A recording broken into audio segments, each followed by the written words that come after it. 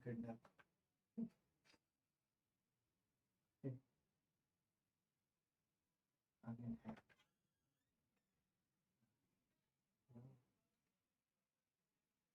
है भैया, आपने रख दिया ना? ठीक है, कोई थैंक यू भैया। ठीक है भैया, कोई दिक्कत नहीं है। Good evening, good evening, good evening, नमस्कार नमस्कार नमस्कार नमस्कार। क्या मेरे प्यारे प्यारे जग से न्यारे सपोलों को नजर आ रही हैं आपकी प्यारी प्यारी जग से न्यारी समाप्ति ma'am? Good afternoon, good afternoon, good afternoon, good afternoon. जल्दी से बताएंगे क्या आप सब तैयार हैं बेटा आज का लेक्चर नंबर 1 स्टार्ट करने के लिए, न्यूरल कंट्रोल एंड कोऑर्डिनेशन का? वैसे तो हमने कल इसकी थोड़ी सी बेटा इंट्रोडक्शन आप लोगों को दे दी थी, जिसमें आप लोगों को बेटा मौत आ रही थी और आप लोगों को छुट्टी चाहिए थी, पर हमने थोड़ा सा इंट्रोडक्शन कर लिया था इस चैप्टर का कल ही की क्लास में। तो अगर कल किसी बच्चे ने लेक्चर नहीं अटेंड किया है तो उसको मैं बता दूं, कल हमने पढ़ लिया है कि कोऑर्डिनेशन क्या होता है, तो प्लीज आप उसको देख के आइए, क्योंकि कई बच्चे होते हैं जो स्किप करके आ जाते हैं। और आज हम कोऑर्डिनेशन की डेफिनेशन नहीं लिखेंगे, आज हम उसके आगे से शुरू करेंगे, ठीक है ना? यस, चलिए जी, इसी बात के साथ में यस मैम हम तैयार हैं, तो तैयार हैं तो बेटा कह रही एक गौरी कह रही है सपोली मैम, गौरी नहीं थी वो कोई और था, गौरी ने तो यस मैम लिखा था, ठीक है? तो इसी बात के साथ में बेटा शुरू करते हैं। Neural system and types of neural क्या है? टाइप्स ऑफ न्यूरॉन, इसको भी मौत आ रही है, टाइप्स ऑफ न्यूरॉन। और मैंने कहा था थोड़ा सा एनसीईआरटी से पढ़ के आना आप लोग, थोड़ा सा एनसीईआरटी से पढ़ के आना, जो आप लोगों ने एनिमल टिश्यू में पढ़ा था थोड़ा सा वो पढ़ के आना। आई होप तुम लोग थोड़ा सा पढ़ के आओगे, क्योंकि पढ़ के आए होगे, क्योंकि आज बिल्कुल बेसिक बेसिक बातें होने वाली है, ठीक है? बिल्कुल बेसिक बेसिक बातें होने वाली है, बिल्कुल इंट्रोडक्टरी बातें होने वाली है। नर्वस सिस्टम की क्लासिफिकेशन कैसे होती है उसकी चर्चा हम करने वाले हैं। तो शुरू करते हैं, आइए मेरे प्यारे सपोलो और सपीलियों और जो भी हो तुम लोग बेटा, ठीक है? तो हमने कल की क्लास में पढ़ा यार, coordination is very very important, है ना? तुम्हारी उंगलियों का और तुम्हारी कीबोर्ड के बीच में कोऑर्डिनेशन, जिससे तुम स्पैम कर पाओ, है ना? तुम्हारी नींद का तुम्हारे बॉडी के साथ का कोऑर्डिनेशन, ताकि तुम बेटा चलती हुई क्लास के बीच में सो पाओ, है ना? तुम्हारे मुंह का और तुम्हारे हाथ का कोऑर्डिनेशन, ताकि तुम बेटा यहाँ क्लास में बीच बैठे बैठे मैगी खा पाओ, है ना? तो हर चीज की कोऑर्डिनेटेड एक्टिविटीज होना बड़ा जरूरी है। मैं बोल रही हूं तो बेटा मेरी हैंड मूवमेंट और मेरी जो बातें हैं उसकी भी बड़ी कोऑर्डिनेटेड मूवमेंट होनी चाहिए, कोऑर्डिनेटेड एक्टिविटी होनी चाहिए, वरना बड़ा वियर्ड लगेगा, है ना? तो कल हमने एक एग्जाम्पल भी दिया था कि यार जब हम एक्सरसाइज करते हैं तो बॉडी इतनी स्मार्ट होती है, बॉडी स्मार्ट होती है बेटा, बाकी तो तुम तो बिल्कुल बेवकूफ हो, बॉडी तुम्हारी बहुत स्मार्ट है। तो बॉडी जो है उसको पता है कि जब आप एक्सरसाइज कर रहे हो तो आपकी मसल्स की मूवमेंट हो रही है, मसल्स काम कर रही है। जब मसल्स काम करती हैं तो मसल्स को चाहिए होती है क्या बेटा? मसल्स को चाहिए होती है एनर्जी। अब मसल्स को एनर्जी चाहिए यानी कि मसल्स को ऑक्सीजन चाहिए, मसल्स को ऑक्सीजन चाहिए तो तुम्हारी ब्रीदिंग रेट फास्ट हो जाती है, ब्रीदिंग रेट फास्ट हो जाती है, लेकिन ऑक्सीजन सेल्स तक पहुंचाना है तो ब्लड को पंप करना पड़ेगा, तो हार्ट की पंपिंग भी बढ़ जाती है। और जैसे ये सारी फिजिकल एक्सरसाइजेस कम कर देते हो तो फिर क्या हो जाता है बेटा? ये सारी एक्टिविटीज नॉर्मल हो जाती है। तो मैंने कल आपको कोऑर्डिनेशन के बारे में पढ़ाया, that coordination is basically when two और मोर ऑर्गन्स और organ system are synchronizedly working, synchronized way में बेटा काम कर रही हैं, तो उसे आप कोऑर्डिनेशन कहते हैं। और हमारी जो बॉडी है उसमें दो मेन टाइप के कोऑर्डिनेशंस होते हैं, एक एंडोक्राइन सिस्टम की वजह से और एक बेटा होता है न्यूरल सिस्टम की वजह से। तो आइए बच्चों सुनाते हैं तुम्हें बेटा कहानी, न्यूरल कोऑर्डिनेशन और एंडोक्राइन के बीच में क्या डिफरेंसेस होते हैं, कैसे ये दोनों काम करते हैं। हालांकि नहीं इसी चैप्टर में दिया हुआ है, क्योंकि केमिकल कोऑर्डिनेशन वाला जो चैप्टर है, जो लास्ट ह्यूमन फिजियोलॉजी का चैप्टर है, उसमें हमें हार्मोन्स के बारे में पढ़ना है। बट इस चैप्टर में हमें कंपेयर करना है बेटा, इन दोनों के बीच में हमें कंपेयर करना है कि इन दोनों की एक्टिविटीज एक दूसरे से कैसे डिफरेंट होती है और दोनों मिलकर कैसे कोऑर्डिनेटेड वे में हमारी बॉडी में काम कर रहे होते हैं, ठीक है? तो हम आओ फ्रेंड्स डिस्कस कर लेते हैं केमिकल कोऑर्डिनेशन। कल आपने कोऑर्डिनेशन की डेफिनेशन लिखी थी, तो आज उसी के नीचे एक छोटी सी टेबल बनाओ, आधे पेज जितना स्पेस है तो हो जाएगा बेटा तुम्हारा काम। नॉर्मल पोर्ट्रेट में बनाना है और यहां हमें बेटा डिफरेंस लिखना है न्यूरल और एंडोक्राइन सिस्टम के बीच में। न्यूरल सिस्टम और एंडोक्राइन सिस्टम के बीच में हमें अंतर करना है बच्चों, भेद करना है, भेदभाव करना है, ठीक है, देखिए देखिए जी, यस, एक है तुम्हारे पास न्यूरल सिस्टम। भेदभाव तो हमें नहीं करना है बेटा, ये क्या बोल दिया मैंने, हाय राम, मैं भेदभाव नहीं करती हूं, ना ना ना ना, छी छी छी छी। मैं उन टीचर्स में से थोड़ी ना हूं जो मेरी रजिस्टर लेके आएंगे तो वो मेरे फेवरेट, मेरे चमचे बन जाएंगे। मैं उन टीचर्स में से नहीं हूं, मैं उन टीचर्स में से नहीं हूं जो मुझे बोलते हैं मैम आप कितने प्यारे हो, मैम आज आपकी साड़ी बहुत अच्छी लग रही है, तो वो बच्चे मेरे फेवरेट बन जाते हैं। ना ना ना ना, मैं वैसा भेदभाव नहीं करती हूं। तो न्यूरल सिस्टम और एंडोक्राइन सिस्टम के बीच में बेटा हम करते हैं कंपैरिजन, ठीक है। तो न्यूरल सिस्टम जो होता है, यस, न्यूरल सिस्टम जो होता है उसमें ऑफ कोर्स न्यूरॉन का रोल है। एंडोक्राइन सिस्टम जो होता है ऑफ कोर्स उसमें बेटा ग्लैंड्स का रोल है, एंडोक्राइन ग्लैंड्स का रोल है ना, यस। तो जब आप न्यूरल सिस्टम की बात करते हैं तो सबसे पहला पॉइंट हम लिखेंगे, इनको कम्युनिकेशन करना है। कम्युनिकेट करेंगे तभी तो कोऑर्डिनेट कर पाएंगे ना बेटा, जब बात ही नहीं करेंगे तो कोऑर्डिनेशन कैसे करेंगे। न्यूरॉन्स कैसे कम्युनिकेट करते हैं ये आप सबको पता है ऑलरेडी, है ना। कैसे कोऑर्डिनेट करते हैं बेटा, of course by releasing neurotransmitters, the chemicals called as neurotransmitter. तो इसे न्यूरोट्रांसमीटर के फॉर्म में आप देखते हो न्यूरॉन्स कम्युनिकेट करते हैं, जबकि एंडोक्राइन सिस्टम जो है वो हार्मोन्स के फॉर्म में कम्युनिकेशन करता है, राइट। ये हार्मोन रिलीज करता है और हार्मोन्स के फॉर्म में ये करता है बेटा कम्युनिकेशन। सो पहला पॉइंट है कि जब आप न्यूरल सिस्टम की बात कर रहे हैं, सो यहां पे आप कहेंगे कि कम्युनिकेशन, यहां पे आप क्या कहेंगे मेरे प्यारे सपोलो, communication with the help of, with the help of neurotransmitters. यहां प्रक्रिया न्यूरोट्रांसमीटर के रिलीज होने से होती है, ठीक है। और यहां पे बेटा क्या होता है, communication, communication with the help of, with the help of hormones। यहां पे आप हॉर्मोन्स रिलीज करते हैं जिसकी मदद से आप कम्युनिकेशन करते हैं, यहां आप न्यूरोट्रांसमीटर रिलीज करते हैं जिसकी मदद से आप कम्युनिकेशन करते हैं। अब मेरे प्यारे सपोलो, जो न्यूरॉन्स होता है, वैसे तो ये बताने की आवश्यकता नहीं है, बट मुझे लगता है कि फिर भी मैं बता दूं, क्योंकि आप में से कई सपोले हैं जिनकी बुद्धि जो है उसमें जंग लग चुकी है, तो मैं बता देती हूँ, आप लोगों की सहायता कर देती हूँ कि जब आप न्यूरॉन्स की बात करते हैं तो वो बड़ी फास्ट कम्युनिकेशन करते हैं।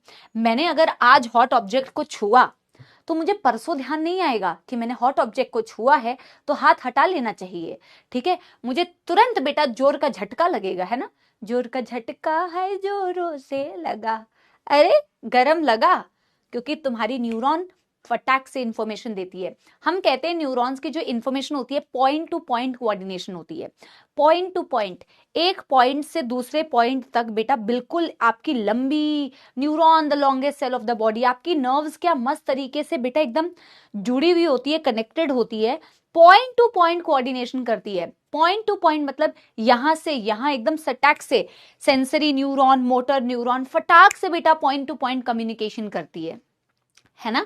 तो क्विक कम्युनिकेशन है, पॉइंट टू पॉइंट कोऑर्डिनेशन है in case of your neural system.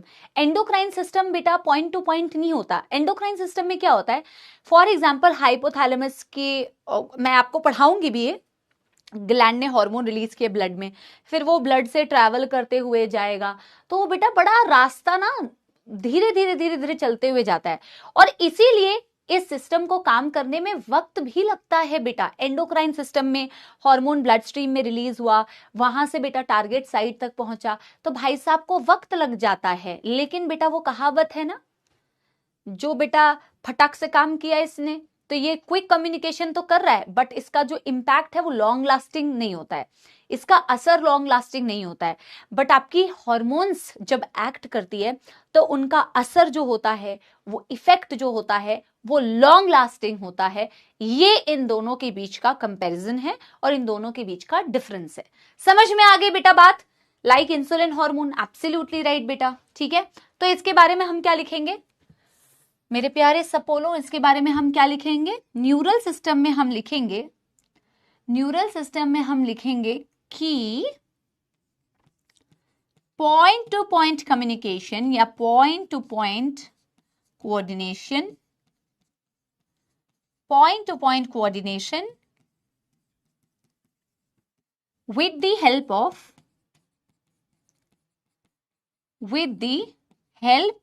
of neurons, with the help of neurons। और यहां पे हम मेरे प्यारे सपोलो लिख सकते हैं fast communication, fast communication but not long lasting, but not long lasting. और यहां हम क्या लिखेंगे प्यारे बच्चों? याद करते जाना साथ साथ बेटा। दादी नानी की लोरियां नहीं सुना रही हूं कि बेटा मजा आ रहा है, कहानी सुनने में बहुत मजा आ रहा है और कुछ भेजे में बेटा याद नहीं हो रहा है। ऐसा नहीं, ऐसे पढ़ने का कोई फायदा नहीं है। दादी नानी वाली कहानी है भी नहीं, ना मैं तुम्हारी दादी हूं। ठीक है, चलो इधर सुनो।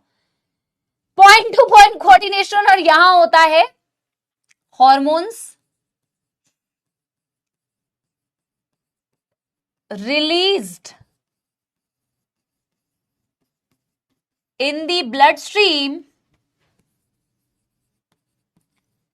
reaches target। ठीक है, ठीक है, reaches target। यहां होती है slower communication but long lasting, slower communication but होता है ये लॉन्ग लास्टिंग। पहले यहां तक की एनसीईआरटी की रीडिंग कराती हूं और फिर बेटा हम क्या स्टार्ट करेंगे? फिर हम स्टार्ट करेंगे ह्यूमन न्यूरल सिस्टम, मतलब न्यूरल सिस्टम स्टार्ट करेंगे जिसमें हम of course human neural system start कर लेंगे। ठीक है, चलिए डन डन डन डन।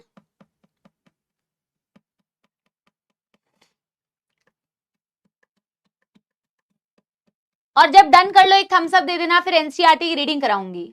ठीक है, ओ मेरे सपोलो रे सपोलो रे सपोलो रे, जल्दी कर लो काम भैया, टाइम मत लो रे, हमको अभी ये चैप्टर पूरा पढ़ना है, जल्दी लिखोगे तभी तो जल्दी कंप्लीट करोगे। ठीक है, देखो अब बेटा बहुत अच्छे से एनसीईआरटी की रीडिंग करनी है। जब भी एनसीईआरटी की रीडिंग करती हूं मैं भी ना बेटा, most of the time I also find new things. मुझे भी बहुत नई नई कई बारी ना लाइंस पता चलती है, नो मैटर मैं भी कितनी बार रीड कर रही हूं। ठीक है, सो आप भी इसको बहुत अच्छे से रीड कीजिए जब मैं इसको आपको क्लास में रीड करा रही हूं। ठीक है, नॉट डन क्या होता है? डन करना चाहिए था। क्या है आपको भैया?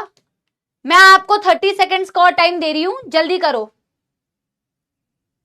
जल्दी करो। नहीं नहीं भैया, इतना बेटा पेंटिंग करने का आपका समय नहीं है। नॉट डन से कुछ नहीं होने वाला बेटा, जल्दी करो।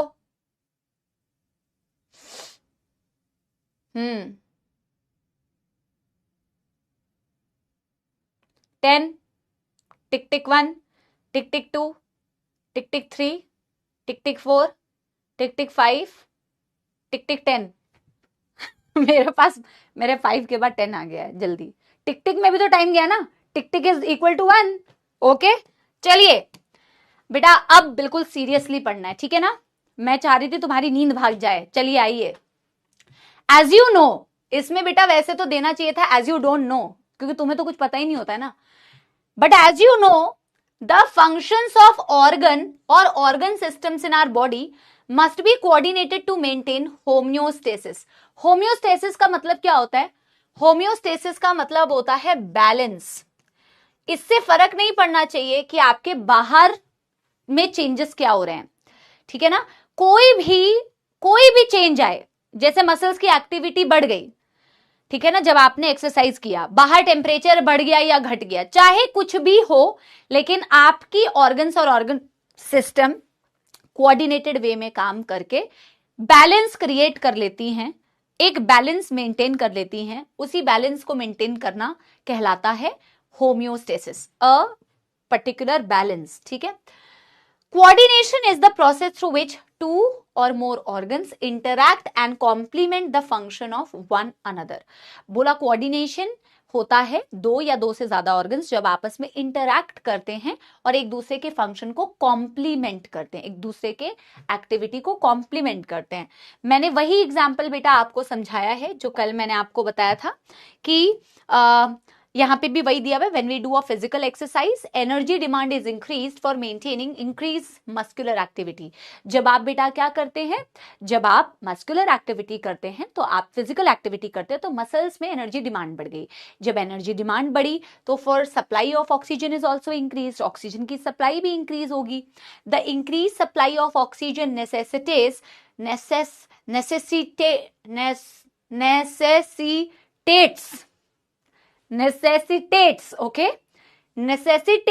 an increase in the rate of respiration। बोला सप्लाई ऑफ ऑक्सीजन आपके पास अगर ज्यादा आपको चाहिए तो उसके लिए जरूरी है कि आप ब्रीदिंग रेट को बढ़ाइए, रेस्पिरेशन रेट आपकी बढ़ गई, हार्ट बीट भी बढ़ेगी, यानी कि ब्लड फ्लो जो आपके ब्लड वेजल्स के थ्रू जा रहा है बेटा वो भी बढ़ेगा, ठीक है ना, क्योंकि ये सारे एक दूसरे के एक्टिविटीज को कॉम्प्लीमेंट कर रहे हैं। When physical exercise is stopped, जब एक्सरसाइज बेटा रुक गई तो आपकी नर्व्स की एक्टिविटी, लंग्स की एक्टिविटी, हार्ट की एक्टिविटी, किडनी की activity gradually return to the normal condition. इन सब की एक्टिविटी क्या हो गई बेटा, नॉर्मल हो गई, फिर से नॉर्मल हो गई। Thus the functions of muscles, lungs, heart, blood vessel, kidney, other organs are coordinated while performing physical exercise। बोला इसीलिए ये सारे जो मसल्स के फंक्शन है, लंग का फंक्शन है, ब्लड वेसल का फंक्शन है, किडनी का फंक्शन है, ये सारे बेटा क्या है, कोऑर्डिनेटेड वे में हो रहे हैं। आपको एक पर्टिकुलर एक्सरसाइज को अगर करना है तो they are all working in a coordinated way। In our body, neural system and endocrine system jointly coordinate and integrate all the activities of the organs so that they function in a synchronized fashion।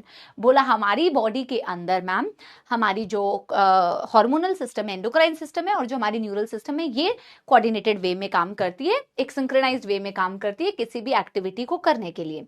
Neural system provides an organized network of point-to-point connection for a quick coordination। बोला neural system point to point connections करता है, direct connections करता है, जिसकी वजह से quick communication होती है।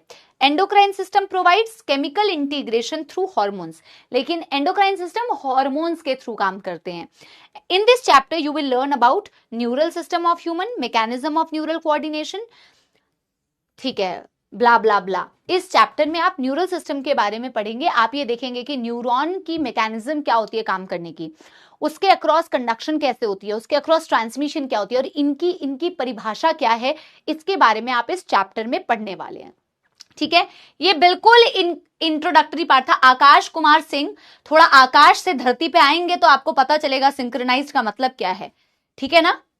कल आपको करना चाहिए था क्लास अटेंड, जब कल आप क्लास अटेंड करते तो पता चल जाता सिंक्रोनाइज क्या होता है। आधे लोग क्लास अटेंड नहीं करते, पिछली फिर आके बेटा पूछते हैं क्या होता है, वो क्या होता है, फलाना क्या होता है, ढिमकाना क्या होता है। आइए हेडिंग डालते हैं बेटा, क्या न्यूरल सिस्टम। गंदी बात है, देखो डाउट बताने में कोई समस्या नहीं है, पर ऐसे तो बेटा मैं तुम्हारी स्पून फीडिंग कर रही हूं बिल्कुल ही एकदम, और तुम्हारे को अप्रिशिएट कर रही हूं कि कोई नहीं बेटा तुम आता कल, मैं तो अगले दिन तेरे को तू जितने भी डाउट्स पिछली क्लास के पूछेगा सब वापस से बता दूंगी, फिर तो मैं तुम्हें एंटरटेन करूंगी इस तरीके से बेटा, तुम्हारी गलतियों को एंटरटेन करूंगी, जो कि बहुत गलत बात है। गलतियों को एंटरटेन नहीं करना चाहिए बेटा, आपको समझना पड़ेगा कि पिछली क्लासेस को अटेंड करके आइए,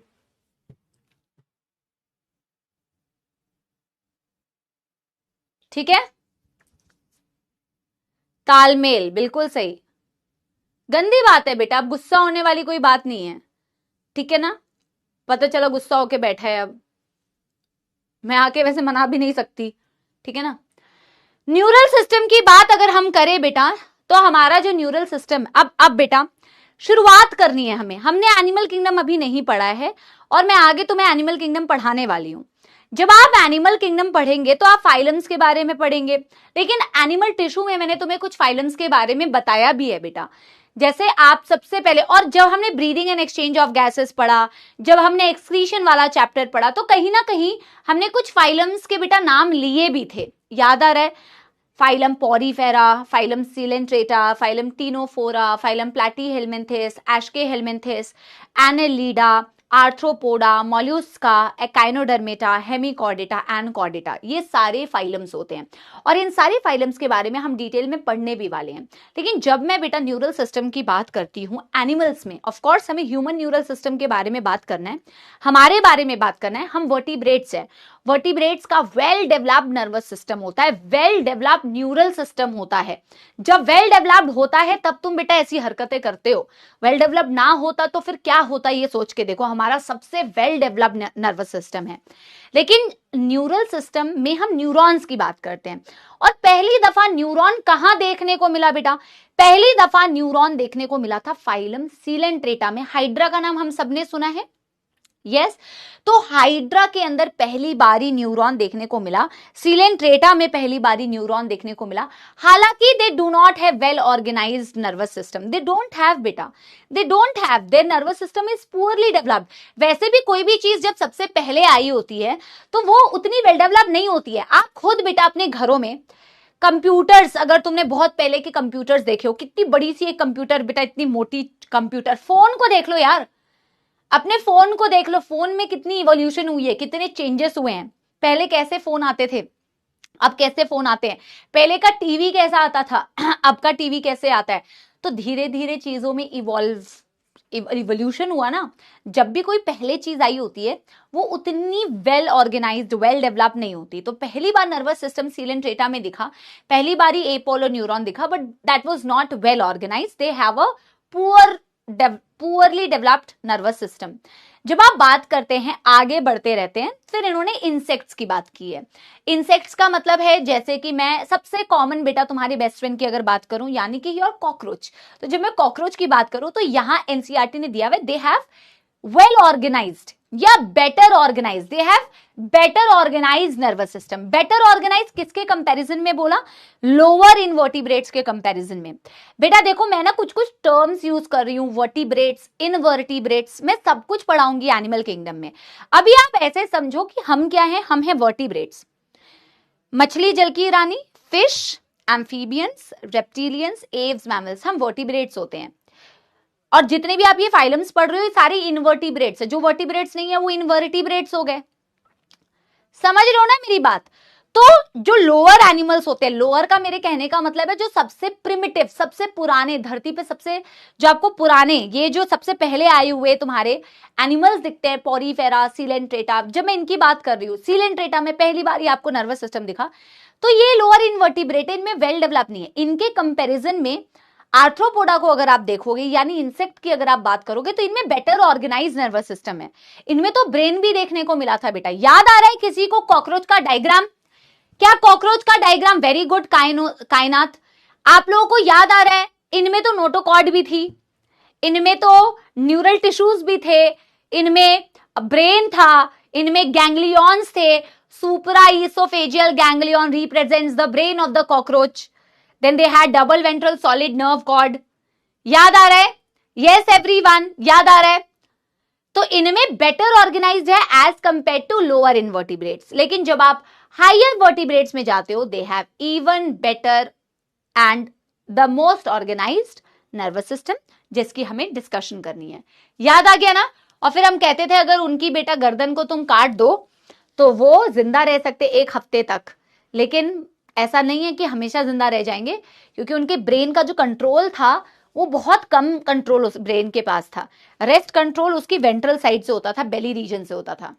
जितने लोगों को अगर याद आ रहा है ना, तो आपका मतलब आपकी मेमोरी अच्छी है कि आपको याद आ रहा है, क्योंकि इंसान पहला चैप्टर जो पढ़ा था भूल जाते हैं, फेडेड हो जाती है मेमोरी, बट दैट्स फाइन। आप वापस से रिवाइज करोगे तो सारी चीजें रिकॉल हो जाएगी, उससे डरा मत करो। अच्छे से अगर पढ़ा है ना तो वापस रिवीजन करते वक्त में सारी चीजें आपको रिकॉल हो जाती हैं, ठीक है। चलिए न्यूरल सिस्टम की अगर मैं बात करूं तो मैं अगर कहूं कि इन lower invertebrates, in lower invertebrates like phylum Coelenterata, like phylum Coelenterata, neural system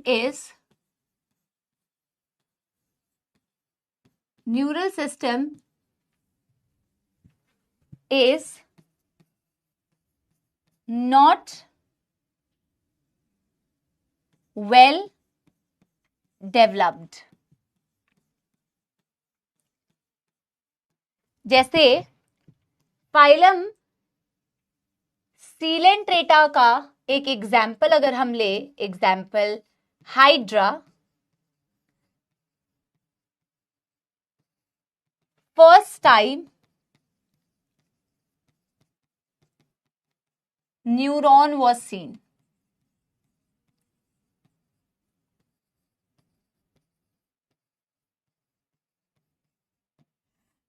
ठीक है, नॉट वेल डेवलप मतलब इनमें ना नेटवर्क दिखता है, बस एक network of neuron.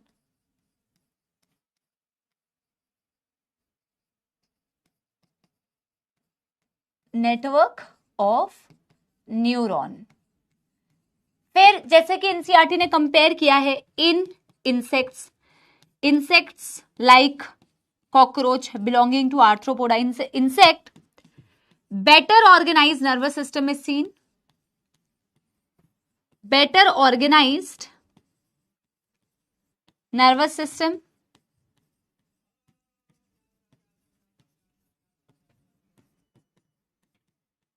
with brain,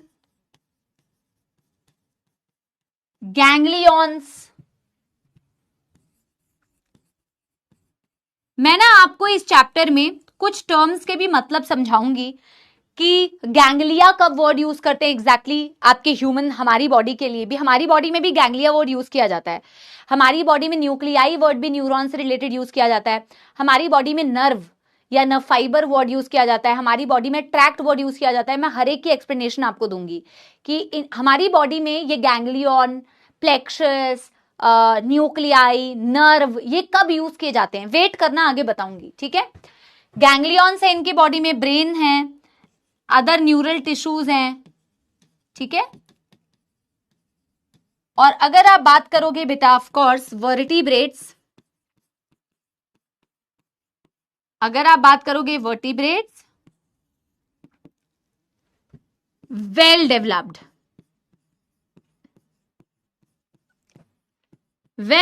neural system. आप इसे नोट कीजिए, तब तक मैं आप लोग को याद दिलाती हूं हमने न्यूरल टिश्यू के बारे में क्या पढ़ा था, ठीक है। हमने न्यूरल टिश्यू के बारे में क्या पढ़ा था बेटा। हम जब अपने न्यूरल टिश्यू के बारे में पढ़ते हैं तो हम कहते हैं हमारा न्यूरल टिश्यू जो है वो दो चीजों से मिलकर बना होता है। एक आपका structural and functional unit of the nervous tissue, this is called as बेटा योर न्यूरॉन्स, है ना। And the other one was the supporting cells. Supporting cells को बोला जाता है न्यूरोग्लियल सेल्स। याद आ रहा है, more than 50% of the entire neural tissue is made up of the neuroglial sales. Like example में आपने पढ़ा था श्वान सेल, आपने एग्जाम्पल में पढ़ा था ओलिगोडेंड्रोसाइट्स, राइट, याद आ रहा है। तो मोर देन 50% न्यूरोग्लियल सेल्स थी जो सपोर्टिंग सेल्स थी, जो सपोर्ट पैकेजिंग में काम आती है। और जो स्ट्रक्चरल यूनिट होती है, फंक्शनल यूनिट होती है, that is the neuron, the longest cell of the body, जो एक्साइटेबल सेल होती है, जो कंडक्शन करती है ना। ये हमने न्यूरॉन के बारे में पढ़ा था, याद आ रहा है बेटा? हमें इस चैप्टर में टाइप्स ऑफ न्यूरॉन पढ़ना है, बट वो आगे जाके पढ़ना है, तो मैं न्यूरॉन्स की डिटेल में अभी नहीं जा रही हूं। और आपको ये सारी कहानी वापस से लिखने की बिल्कुल भी जरूरत नहीं है, नोट्स को बेटा छाप छाप के बड़ा कर लोगे, बिल्कुल जरूरत नहीं है, आगे पढ़ना है हमें इसके बारे में। जब आप बेटा अपने नर्वस सिस्टम को देखते हो, हमें अभी करना है ह्यूमन न्यूरल सिस्टम की क्लासिफिकेशन। जितना ये ईजी आपको लगता है उतना इजी ये है नहीं, क्योंकि आप एनसीईआरटी को अभी पढ़ोगे तो आप खुद ही कंफ्यूज हो जाओगे, ठीक है ना? इसीलिए जितना इजी लगता है उतना इजी नहीं है, इसको ध्यान से पढ़िएगा। हम बात करने जा रहे हैं बेटा ह्यूमन न्यूरल सिस्टम की, ठीक है? हेडिंग डालने वाले हैं बेटा human neural system. Neural system बोल लो, नर्वस सिस्टम बोल लो, एक ही बात है, ह्यूमन न्यूरल सिस्टम। इसकी क्लासिफिकेशन सबसे पहले बेटा हम देखते हैं, हमारे नर्वस सिस्टम या न्यूरल सिस्टम की सबसे पहले क्लासिफिकेशन देखते हैं। बिल्कुल अभी अभी तुम बोन्स स्केलेटल सिस्टम अभी ताजा ताजा पढ़ के आए हो, तो तुम और भी ज्यादा रिलेट कर पाओगे। जैसे हम बेटा अपने स्केलेटल सिस्टम को डिवाइड करते हैं, कैसे? एक्सियल स्केलेटन जो बॉडी के सेंटर एक्सिस से गया हुआ है, और अपेंडिकुलर स्केलेटन जो एक्सियल स्केलेटन से कनेक्टेड है और साइड्स में प्रेजेंट है, पर वो एक्सियल से कनेक्टेड है। वैसे ही हमारे न्यूरल सिस्टम को आप दो पार्ट्स में डिवाइड कर सकते हो बेटा। एक पार्ट होता है इसका, एक पार्ट होता है इसका। तो मैं क्या करती हूं ना, यहीं पे ऐसे क्लासिफिकेशन कर देती हूं, this central nervous system and peripheral nervous system, ठीक है? CNS and PNS। मैक्सिमम चीजें तुम्हें अभी पेरिफेरल नर्वस सिस्टम के लिए लिखनी है, तो इस साइड में ज्यादातर चीजों को हमें नोट डाउन करना है। एक है हमारे पास CNS number 1, central nervous system, central nervous system CNS। क्या बोला इसे? CNS। इसके दो हिस्से होते हैं बच्चों, जो इस चैप्टर में तुम्हें पढ़ना है अबाउट ब्रेन। इस चैप्टर में तुम्हें इसके बारे में डिलीट कर दिया है, पहले एनसीईआरटी में दिया होता था। स्पाइनल कॉर्ड अभी नहीं दिया है, तो तुम्हें इसके बारे में नहीं पढ़ना है। स्पाइनल कॉर्ड, समझे कि नहीं? यस एवरीवन, ठीक है? जब आप बेटा इसके डायग्राम को अगर देखना जाओ, तुम्हारे सेंट्रल एक्सिस से पास हो रहा है, तुम्हारे सेंट्रल एक्सिस से पास हो रहा है, that is your central nervous system. तुम्हारा ब्रेन, 1-1.5 किलो का तुम्हारा brain, this is your brain, and brain से ही कनेक्टेड है तुम्हारी स्पाइनल कॉर्ड। अगर मैं इसे बनाना चाहूं तो मैं ऐसे बना सकती हूं, this is your brain and brain से कनेक्टेड है स्पाइनल कॉर्ड। क्या कहते हो? सही? This is your brain and this is your spinal cord, ठीक है? This is your central nervous system, this is your central nervous system, right? Central nervous system से बेटा निकलती है नर्व्स या न्यूरॉन्स। जैसे कि अगर मैं बेटा, ये तुम्हें ना थोड़ा थोड़ा फ्रॉग वाला याद आ रहा है? फ्रॉग में भी तो बेटा हम कहते हैं ना, फ्रॉग में भी तो हम ऐसे कहते हैं कि ब्रेन से कुछ नर्व्स निकली, ब्रेन से कुछ नर्व्स निकलती हैं, स्पाइनल कॉर्ड से भी कुछ नर्व्स निकलती हैं। जो ब्रेन से निकलती हैं उन्हें क्रेनियल नर्व्स बोलते हैं, याद है? जो स्पाइनल कॉर्ड से निकलती है उसे स्पाइनल नर्व्स कहते हैं, राइट? यस और नो? तो जितनी भी तुम्हारी बेटा इनसे नर्व्स निकलती है ना, ब्रेन से और स्पाइनल कॉर्ड से, पेरिफेरल जितनी भी बेटा तुम्हारी नर्व्स तुम्हें दिख रही है, सेंटर पे तो जो है वो तुम्हारी सेंट्रल नर्वस सिस्टम, यहां से जितनी भी नर्व्स निकली, they are all part of your PNS, peripheral nervous system. क्या समझे? क्या बोला मैंने? यहां इसे मैंने बोला क्रेनियल नर्व्स, इन्हें मैंने बोला क्रेनियल नर्व, इन्हें मैंने बोला बेटा स्पाइनल नर्व्स, एक्चुअल में सारी नर्व्स जो भी तुम्हारे ब्रेन या स्पाइनल कॉर्ड से निकलती है ये पीएनएस को बनाती हैं। पेरीफ्री पे है ना बेटा, पेरीफ्रल, पेरीफ्री पे है, इसीलिए तो पेरीफ्रल नर्वस सिस्टम पेरीफ्री पे है। तो हम कह रहे हैं दूसरा पार्ट जो है नर्वस सिस्टम का, this is called as the peripheral nervous system, this is called as the peripheral nervous system, जिसको आप शॉर्ट में पीएनएस भी कह रहे हैं, पीएनएस, पेरीफ्रल नर्वस सिस्टम। और पेरीफ्रल नर्वस सिस्टम को एक्चुअल में अब बहुत इंपॉर्टेंट है, अब मेरी बात को कृपया करके बेटा ध्यान से सुनिए, अब मेरी बात को कृपया करके ध्यान से सुनिए। आपके पेरीफ्रल नर्वस सिस्टम में वो सारी बेटा नर्व, सारी न्यूरॉन्स आती हैं जो आपके ब्रेन और स्पाइनल कॉर्ड से निकली। पेरीफ्रल नर्वस सिस्टम की जो नर्व्स होती हैं वो दो प्रकार की होती हैं। नर्व पता है किसके लिए वर्ड यूज करते हैं, मैं अभी लिखवा दूंगी वैसे, नर्व या नर्व फाइबर। न्यूरॉन्स जब इकट्ठी हो जाती है मिलके, न्यूरॉन्स की अगर एक्सॉन्स को बंडल बना दो ना, एक्सॉन्स का बंडल, तो उस एक्सॉन के बंडल के लिए आप वर्ड यूज करते हैं नर्व। एक एक्सॉन का बंडल, एक न्यूरॉन की एक्सॉन, दूसरे की एक्सॉन, तीसरे की एक्सॉन, एक्सॉन्स के बंडल को नर्व या नर्व फाइबर बोलते हैं पीएनएस में। ठीक है, ये नर्व्स जो होती हैं पीएनएस की, ये दो प्रकार की होती है, एक जिसे एफरेंट नर्व फाइबर्स कहते हैं, एक जिसे इफरेंट नर्व फाइबर्स कहते हैं। नहीं नहीं नहीं नहीं नहीं, यही तो बेटा गलती है ना, जिस तरीके से मैं क्लासिफिकेशन को बता रही हूं आप उस तरीके से पढ़िए। 10वीं वाला अब अप्लाई मत कीजिए, 10वीं में तो बेटा आप छोटे थे ना, अभी आप बड़े हो गए हैं, अब आप पहले इस तरीके से पढ़िए जो मैं पढ़ा रही हूं, है ना। पेरिफेरल नर्वस सिस्टम में मैंने बोला, चलो मैं लिख देती हूं ताकि तुम्हें कंफ्यूजन ना हो कि इसमें है क्या, all nerve fibres arising from brain arising from मत लिखो, associated with लिखो, associated with CNS, सारी nerve fibres associated with CNS, वो सारी नर्व फाइबर्स हो गई पेरिफेरल नर्वस सिस्टम का पार्ट। मैं कह रही हूं ये जो बेटा नर्व फाइबर्स तुमने बोला पेरिफेरल नर्वस सिस्टम में जो होती हैं, they are of two types बेटा।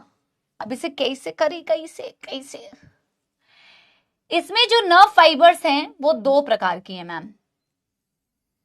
एक नर्व फाइबर होती है जिसे बोला जाता है एफरेंट नर्व फाइबर या सेंसरी नर्व फाइबर,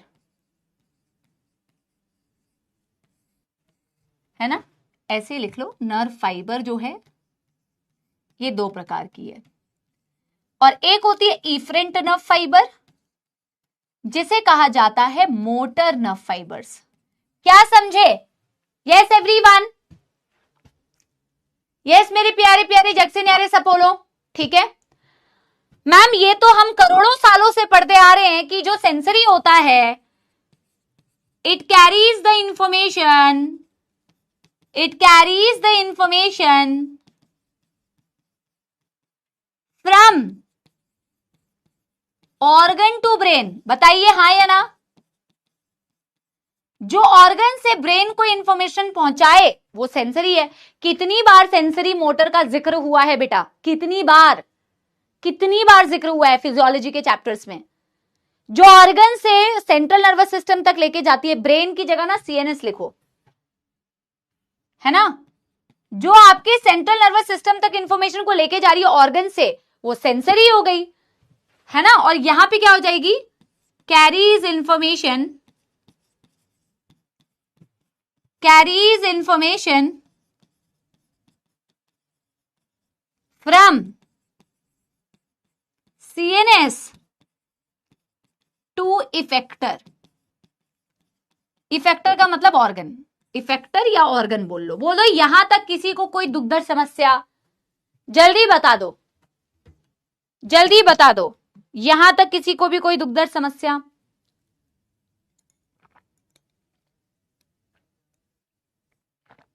तो आगे बढ़ेंगे फिर हम। अभी मैंने क्या बोला, एक है हमारे पास सेंट्रल नर्वस सिस्टम जिसमें आता है ब्रेन और हमारा स्पाइनल कॉर्ड। फिर मैंने बोला उससे जितनी भी नर्व्स एसोसिएटेड होती है, चाहे ब्रेन से निकली हुई हो चाहे स्पाइनल कॉर्ड से, इससे जितनी भी न्यूरॉन्स, जितनी भी नर्व्स एसोसिएटेड होती है वो सारी पेरिफेरल नर्वस सिस्टम का पार्ट है। फिर मैंने बोला पेरिफेरल नर्वस सिस्टम में जो नर्व फाइबर्स होती है, मैं आगे लिखवाऊंगी भी आपको, आप नर्व या नर्व फाइबर वर्ड यूज करते हैं कलेक्शन ऑफ एक्सॉन्स के लिए। और ये दो प्रकार की होती है मैम, एक एफरेंट कहलाती है या सेंसरी कहलाती है, एक इफरेंट कहलाती है या मोटर कहलाती है। एफरेंट मतलब या सेंसरी मतलब जो सेंसरी रिसेप्टर से इंफॉर्मेशन को लेके जाए ऑर्गन की तरफ, सेंट्रल नर्वस सिस्टम की तरफ। और मोटर न्यूरॉन वो होती है जो मैम सेंट्रल नर्वस सिस्टम से इंफॉर्मेशन को लेके जाए इफेक्टर या ऑर्गन की तरफ। अब बहुत इंपॉर्टेंट है जो तुम कह रहे थे ना बेटा, somatic nervous system, autonomic nervous system, अगर हम पहले ही क्लासिफाई कर देते तो गलत नहीं होता, वैसे भी पढ़ाया जाता है कि peripheral nervous system is classified into somatic and autonomic. लेकिन अब जो मैं आपको बताऊंगी वो एकदम प्रिसाइज्ड, एकदम करेक्ट फॉर्मेट वाला होगा, है ना। तो जब आप इफरेंट या मोटर न्यूरॉन की बात करते हैं तो इफरेंट या मोटर न्यूरॉन एक्चुअल में ये जो इंफॉर्मेशन लेके जाती है, ये दो तरीके के ऑर्गन्स को इंफॉर्मेशन पहुंचा सकती है, जिस बेसिस पर आपका जो डिवीजन होता है वो होता है एक सोमैटिक नर्वस सिस्टम का, सोमैटिक न्यूरल सिस्टम, और एक होता है ऑटोनोमिक न्यूरल सिस्टम। समझना मेरी बात को, क्या बोला मैंने। आपके जो मोटर न्यूरॉन है वो क्या कर रही है, इंफॉर्मेशन को लेके जा रही है from the central nervous system, from the central nervous system to the, from the central nervous system to the organ, right. अब ये बेटा दो प्रकार से इंफॉर्मेशन को लेके जा सकती है। एक, अगर वो इंफॉर्मेशन को दे रही है बेटा वॉलेंट्री पार्ट्स, अरे मैंने बोला ना आप इसको दोनों तरीके से पढ़ सकते हैं, है ना, आप दोनों तरीके से पढ़ सकते हैं। आप डायरेक्ट क्लासिफिकेशन भी कर सकते हैं कि पेरिफेरल नर्वस सिस्टम में सोमैटिक नर्वस सिस्टम आता है, ऑटोनोमिक नर्वस सिस्टम आता है, सोमैटिक वॉलेंट्री, किसी भी प्रकार से कर सकते हैं। मैं आपको इस प्रकार से बता रही हूं, ठीक है। जब आप बात करते हैं बेटा सोमैटिक नर्वस सिस्टम की, तो वो मोटर न्यूरॉन्स की आप बात कर रहे हो जो वॉलेंट्री या स्केलेटल मसल्स को इंफॉर्मेशन दे रही है। Those motor neurons, because efferent nervous system जो होता है, इफरेंट नर्व फाइबर्स होती हैं, वो सोमैटिक न्यूरल सिस्टम में होती हैं और ऑटोनोमिक न्यूरल सिस्टम में होती है। जब आप सोमैटिक बोलते हैं तो वो वाली इफरेंट न्यूरॉन्स की आप बात कर रहे हैं जो वॉलेंट्री ऑर्गन्स को इंफॉर्मेशन दे रही है, और जब आप बेटा ऑटोनोमिक नर्वस सिस्टम की बात कर रहे हैं तो वो मोटर न्यूरॉन्स की बात कर रहे हैं जो इंफॉर्मेशन को कहां दे रही है बेटा, आपके इनवॉलेंट्री पार्ट्स को। इनवॉलेंट्री पार्ट्स को इंफॉर्मेशन दे रहे हो तो autonomic nervous system, visceral organs को इंफॉर्मेशन दे रहे हो, स्मूथ मसल्स को इंफॉर्मेशन दे रहे हो, इनवॉलेंट्री पार्ट्स को इंफॉर्मेशन दे रहे हो तो ऑटोनोमिक, वॉलेंट्री को इंफॉर्मेशन दे रहे हो तो सोमैटिक। बोलो कोई दुख दर्द समस्या? यस एवरीवन, जब आप सोमैटिक नर्वस सिस्टम बोल रहे हैं, सो motor neurons, motor neurons carrying information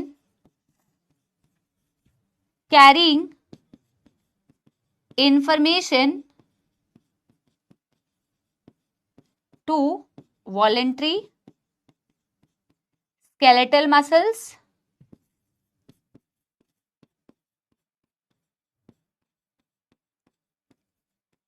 और यहां पे आप लिखोगे, यहां पे आप लिखोगे motor neurons, motor neurons carrying information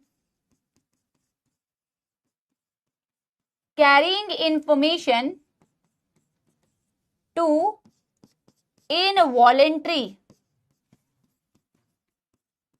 smooth muscles और विसरल ऑर्गन्स।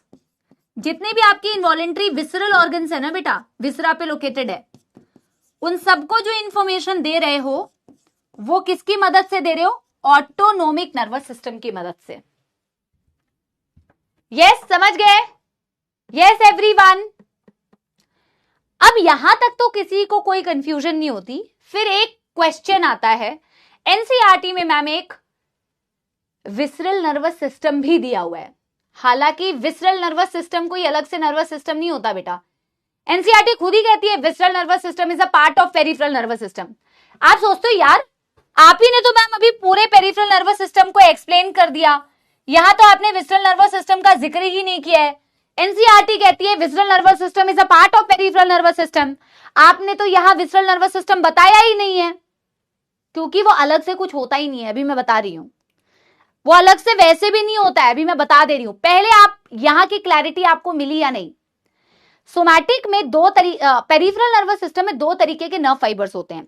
एक सेंसरी वाले नर्व फाइबर्स होते हैं जो ऑर्गन से इंफॉर्मेशन को सेंट्रल नर्वस सिस्टम तक लेके जाते हैं, और एक होते हैं बेटा जो सेंट्रल नर्वस सिस्टम से इंफॉर्मेशन को ऑर्गन तक पहुंचाते हैं, वो मोटर न्यूरॉन्स होते हैं या मोटर नर्व फाइबर्स होते हैं या इफरेंट नर्व फाइबर्स होते हैं।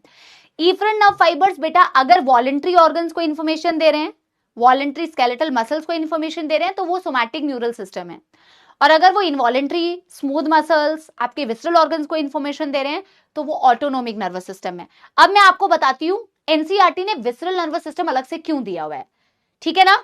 यस एवरीबॉडी, यस एवरीबॉडी, आगे करें। चलिए चलिए एक नोट डाल के लिखेंगे, फिर एनसीईआरटी की रीडिंग करेंगे। एक नोट डाल के लिखते हैं, फिर एनसीईआरटी की रीडिंग करेंगे, ठीक है? तो visceral nervous system is a part of peripheral nervous system, is a part of PNS that carries information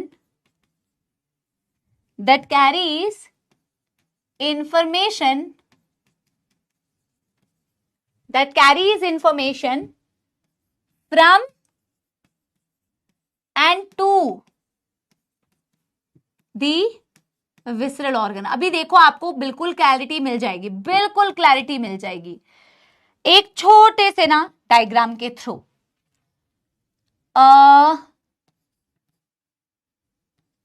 अगर आप विसरल नर्वस सिस्टम को देखेंगे और ये आपकी ऑर्गन्स है, विसरल ऑर्गन्स,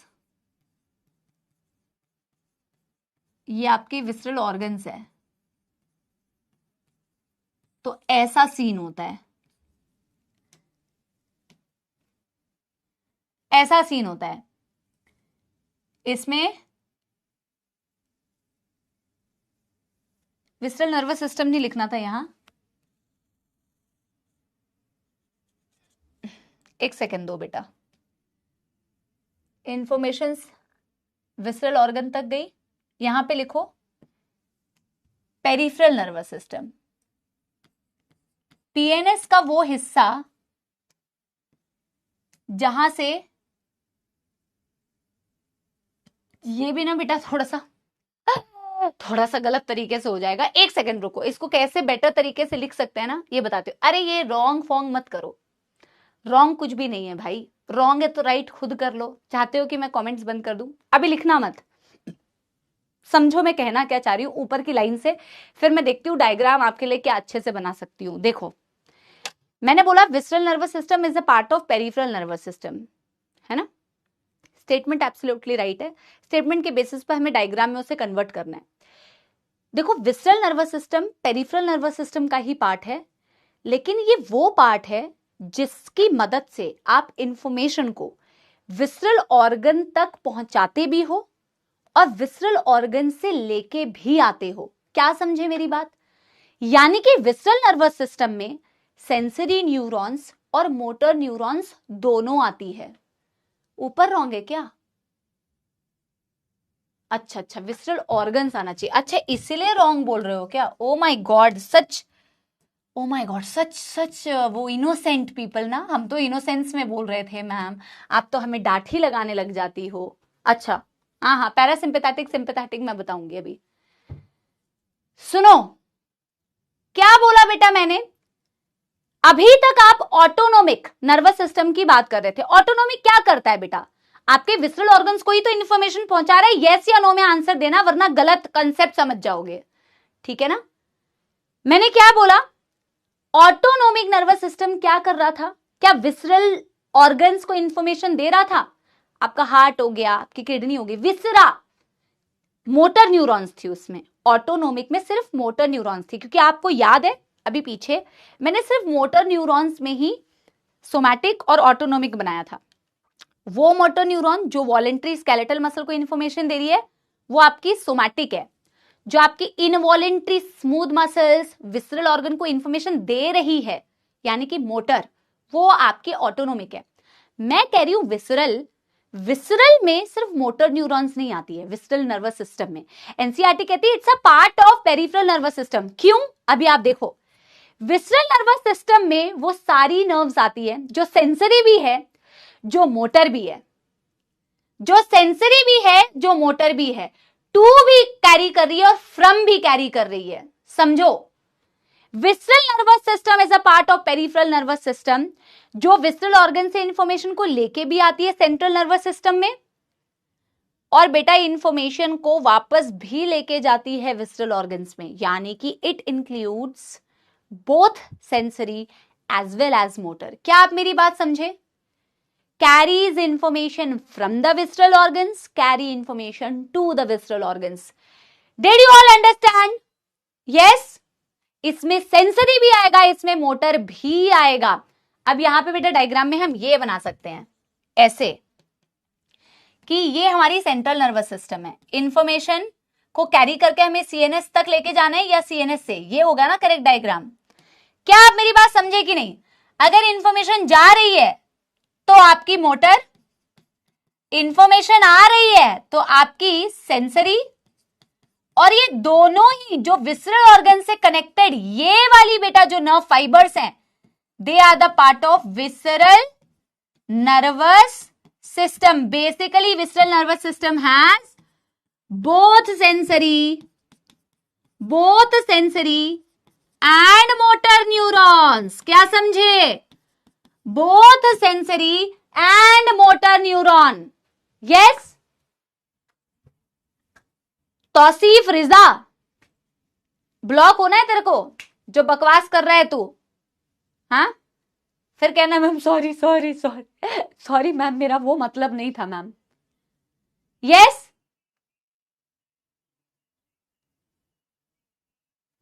समझे कि नहीं? यस? वो सारी, अब बेटा क्या मैं इसको एक और तरीके से कह सकती हूं कि जो विसरल नर्वस सिस्टम है उसमें आपको ऑटोनोमिक नर्वस सिस्टम के साथ साथ ये सेंसरी नर्व्स आ जाते हैं। देखो अभी मैं आपको एक क्वेश्चन अगर पूछूं या यहां डायग्राम में दिखाऊं, एक तो तुम्हारा ऑटोनोमिक था जो मोटर न्यूरॉन्स विसरल ऑर्गन्स को इंफॉर्मेशन दे रही है, और एक था तुम्हारा सोमैटिक नर्वस सिस्टम, ये तुम्हारी इफरेंट मोटर नर्व फाइबर्स थी जो पीएनएस का पार्ट थी, राइट? क्या मैं ऐसा कह सकती हूं कि आपकी विसरल नर्वस सिस्टम एक्चुअल में ये ऑटोनोमिक नर्वस सिस्टम और इन सेंसरी का कॉम्बिनेशन होती है जो विसरल ऑर्गन से इंफॉर्मेशन लेके आती है या लेके जाती है?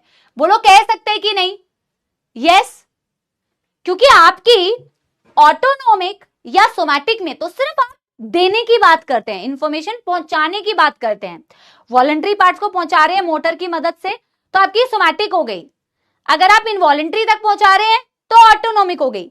लेकिन विसरल नर्वस सिस्टम में सिर्फ पहुंचाना नहीं है, इंफॉर्मेशन को लेके भी आना है। सेंसरी और मोटर न्यूरॉन दोनों की आप बात करते हैं, तो एक्चुअल में visceral nervous system includes autonomic and also afferent और सेंसरी नर्व्स। बोलो हाँ या ना? यस? समझे कि नहीं? यस? इफत बेटा, इफत सिर्फ लिखिए, ज्ञान मत दीजिए। तौसीफ बेटा आप भी, ठीक है? हाँ, चेक कर लिया है। चलिए, ठीक है। सो यहां पे भी वही लिखा हुआ है बेटा, visceral nervous system is a part of peripheral nervous system. Visceral nervous system peripheral nervous system का एक पार्ट है जो इंफॉर्मेशन को from and to the visceral organs लेके जाता है। मतलब कि यहां से देखो, फ्रॉम एंड टू का मतलब क्या है? फ्रॉम का मतलब सेंसरी न्यूरॉन और टू का मतलब है मोटर न्यूरॉन। इतनी सिंपल अंग्रेजी नहीं पता है? फ्रॉम इंफॉर्मेशन लेके जा रहे हो विसरल ऑर्गन से, मतलब सेंसरी न्यूरॉन। फ्रॉम का यहां पे मतलब क्या है भैया? कितनी कमजोर अंग्रेजी है, sensory. From the visceral organ यानी sensory, to the visceral organ, to का मतलब है मोटर। इंफॉर्मेशन हमेशा सीएनएस तक को ही लेके जाते हो और सीएनएस से ही भेजते हो। पीएनएस, पेरिफेरल नर्वस सिस्टम के जितने भी नर्व्स है, चाहे वो सेंसरी हो चाहे वो मोटर हो, इंफॉर्मेशन तो सीएनएस तक ही लेके जाओगे ना, या वहीं से, क्योंकि मेजर जो सेंट्रल प्रोसेसिंग यूनिट है वही तुम्हारा ब्रेन है और तुम्हारी सेंट्रल नर्वस सिस्टम का स्पाइनल कॉर्ड दूसरा है बेटा, जो सारी चीजों का कमांड कर रहा है बेटा। समझे कि नहीं? अब बेटा इससे ज्यादा तो बेटा हो नहीं सकता, अपनी अंग्रेजी इंप्रूव करो, ठीक है? हाँ या ना? एक सिंपल सी बात थी, उसमें भी तुम्हें अंग्रेजी में इतनी कंफ्यूजन हो रही है। Visceral nervous system has both sensory and motor neurons, basically जो तुम्हारे विसरल ऑर्गन्स से एसोसिएटेड है, वहां से इंफॉर्मेशन को लेके जाना ब्रेन तक या ब्रेन से इंफॉर्मेशन को विसरा तक पहुंचाना, सेंसरी मोटर दोनों विसरल नर्वस सिस्टम का पार्ट है। दैट्स इट, सिंपल, कहानी खत्म, ठीक है? अब एक बारी पहले एनसीईआरटी की यहां तक की रीडिंग करते हैं। पहले एनसीईआरटी की यहां तक की रीडिंग करते हैं, फिर मैं आपको बेसिक जो टर्म्स बता रही थी, ganglia, nerve fibre, nuclei, tract, इसका मतलब मैं अभी आपको समझाऊंगी, ठीक है? देखो आप एनसीईआरटी को एक बारी देखो। The neural system of all animal is composed of highly specialised cell called as neurons which can detect, receive, transmit different kind of stimuli. Detect कर सकता है स्टिमुलस को, रिसीव कर सकता है और आगे उस स्टिमुलस को, उस इंफॉर्मेशन को ट्रांसफर भी कर सकता है। एक स्पेशल सेल होता है जिसे आप न्यूरॉन कहते हैं। Neural organisation is very simple in lower invertebrates, for example in hydra जो सीलेंट्रेटा से बिलोंग करता है। बहुत सिंपल है, मतलब नॉट दैट वेल डेवलप्ड बेटा, and it is composed of network of neurons. यहां तो सिर्फ नेटवर्क ऑफ न्यूरॉन्स होते हैं, ठीक है? The neural system is better organized as compared to beta hydra in case of insect where a brain is present along with a number of ganglia and neural tissue, थोड़ा better organized है। vertebrates have a more developed neural system, vertebrates जिसमें हम आते हैं, हमारे पास ज्यादा developed nervous system है। Two parts में नर्वस सिस्टम डिवाइडेड है बेटा, एक सेंट्रल नर्वस सिस्टम, एक peripheral nervous system, CNS and PNS. Central nervous system includes brain and the spinal cord and it is the site of the information processing and control। यार major control तो brain और spinal cord के पास ही है ना, सारी decision making तो उसी के हाथ में है, क्योंकि वो सेंट्रल प्रोसेसिंग यूनिट है भैया। चाहे जितने मर्जी उससे नर्व्स निकले हो, पेरिफेरल नर्वस सिस्टम जो भी हो। Peripheral nervous system comprises of all the nerves associated with CNS, associated with brain and spinal cord. जितने भी नर्व्स आपके एसोसिएटेड हैं सेंट्रल नर्वस सिस्टम के साथ, इसलिए मैंने एसोसिएटेड लिखा है क्योंकि वो सेंसरी भी हो सकते हैं, मोटर भी हो सकते हैं ना, तो अराइजिंग फ्रॉम तो गलत हो जाता थोड़ा, इसीलिए एसोसिएटेड लिख दिया हमने। और बोला nerve fibre peripheral nervous system के दो प्रकार के होते हैं, एक होता है एफरेंट, एक होता है इफरेंट।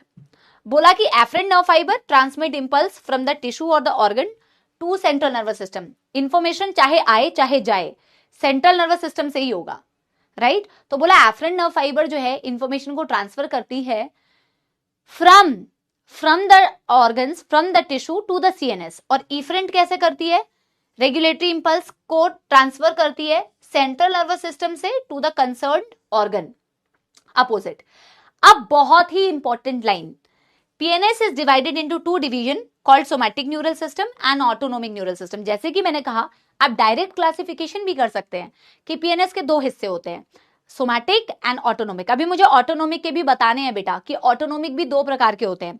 एक इमरजेंसी सिचुएशन में काम करते हैं, जब तुम्हारा नीट एग्जाम आएगा तो तुम्हारा सिंपैथेटिक नर्वस सिस्टम एकदम एक्टिवेट हो जाएगा, पसीने छूटने लगेंगे, दिल की धड़कनें तेज हो जाएगी। जब एक्चुअल में दिल की धड़कनें बेटा तेज होनी चाहिए थी तब तुमने बेटा काम किया नहीं, तब तुम्हारा दूसरी वजह से दिल की धड़कनें तेज हो रही थी, है ना, तो उस वक्त में पढ़ाई करनी चाहिए थी। लेकिन अब तुम्हारा एकदम इमरजेंसी सिचुएशन में सिंपैथेटिक काम करता है और एक होता है जो नॉर्मल ड्यूरेशन में रेस्टिंग स्टेट पे जो काम करते हैं, दैट इज पैरासिम्पैथेटिक। ये दोनों आपके ऑटोनोमिक नर्वस सिस्टम की डिविजन्स होते हैं, जो मैं अभी लिखवा दूंगी। हमने लिखा भी हुआ है बहुत पहले जब हमने हार्ट के बारे में पढ़ा था, लेकिन अभी भी मैं लिखवा दूंगी एक बारी, ठीक है ना। देखो, सोमैटिक न्यूरल सिस्टम और ऑटोनोमिक नर्वस न्यूरल सिस्टम, ये पीएनएस के बेटा दो डिविजन्स होते हैं, ठीक है। बोला somatic neural system transmits the impulse from CNS to skeletal muscles. From बोला हुआ है, यानी कि ये मोटर न्यूरॉन की बात कर रहे हैं, ये मोटर न्यूरॉन की बात कर रहे हैं। बोला कि somatic neural system relay the information, relay मतलब transfer the information from CNS to skeletal muscle.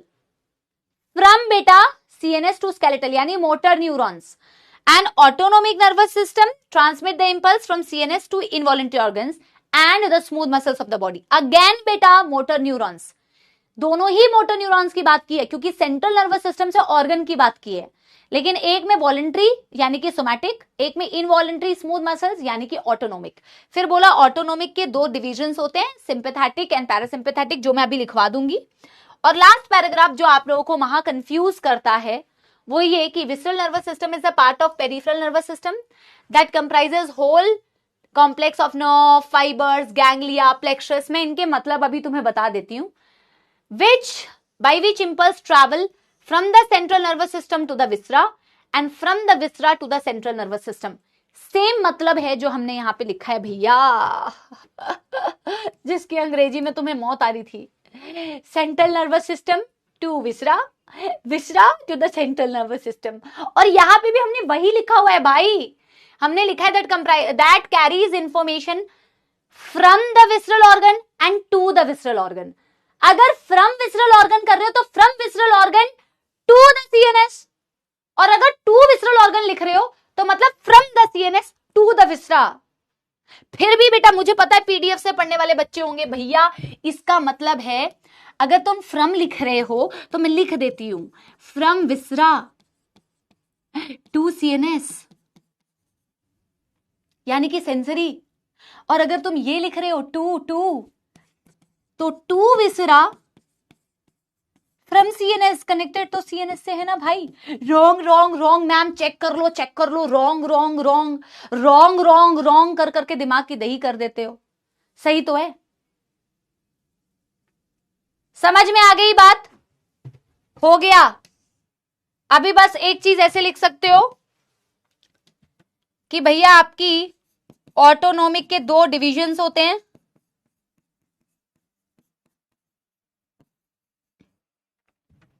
हाँ एक है ऑटोनोमिक का एक डिवीजन है बेटा जिसे बोला जाता है ऑटोनोमिक नर्वस सिस्टम का एक डिवीजन है sympathetic.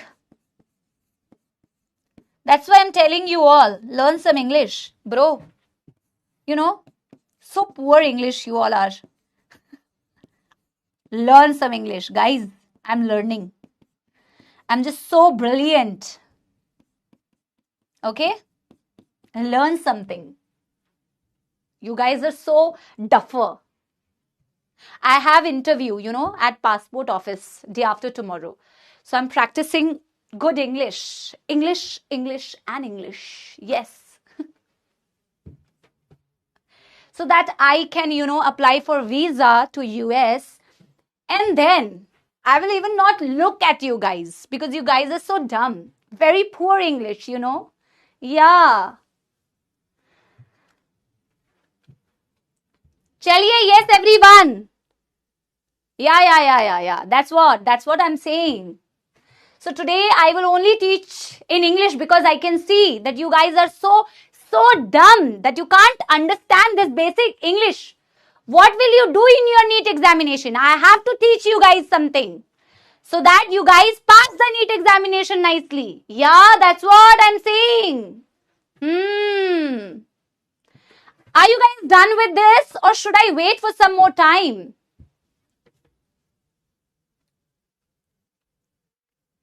Yeah. Somebody is writing that I am genius in English and his spelling of genius starts from J. Whoa. Very nice. Good. Now I'm going to discuss about neuron, guys. Okay. Yeah. So from today, The classes are only going to run in English. We're going to talk about neuron and we will have some specific accent, you know? Yeah. That's what. You know? Neuron. Yeah. मजा आ रही है? देखो इतनी अंग्रेजी बोल के हिंदी बोलने में कितना मजा आती है. और चाहिए इंग्लिश. अब करना तुम लोग रॉन्ग. न्यूरॉन के बारे में हम बात करने वाले हैं बेटा. न्यूरॉन्स के टाइप की हम बात करने वाले हैं. चलिए सुनिए. यस, हम बात करने वाले हैं टाइप्स ऑफ न्यूरॉन. लेकिन उससे पहले आप लोगों को बेटा एक बारी कुछ याद दिला दिया जाए कि न्यूरॉन के बारे में अभी अभी हमने पढ़ा कि ये रिसीव कर सकती है स्टिमुलस को, ये डिटेक्ट कर सकती है स्टिमुलस को, और ये आगे बेटा इंफॉर्मेशन को पास ऑन भी कर सकती है. राइट? सो हम न्यूरॉन की बात करने वाले हैं. The longest cell of the body और part of a neural tissue, of course excitable cells. Yeah, please taught in English that I will do later on when I feel like talking English. Then only I will talk in English. Who are you to tell me to talk in English? Okay, पढ़ाई करो अभी. बस बेटा बस. अभी attention. सबकी नींद गायब हो गई है. जैसी फालतू की बातें होती है तो सबके कान खड़े हो जाते हैं एकदम से, और जैसी पढ़ाई होने वाली है तो आंखें बंद हो जाती है. बेटा पढ़ाई करो चुपचाप से.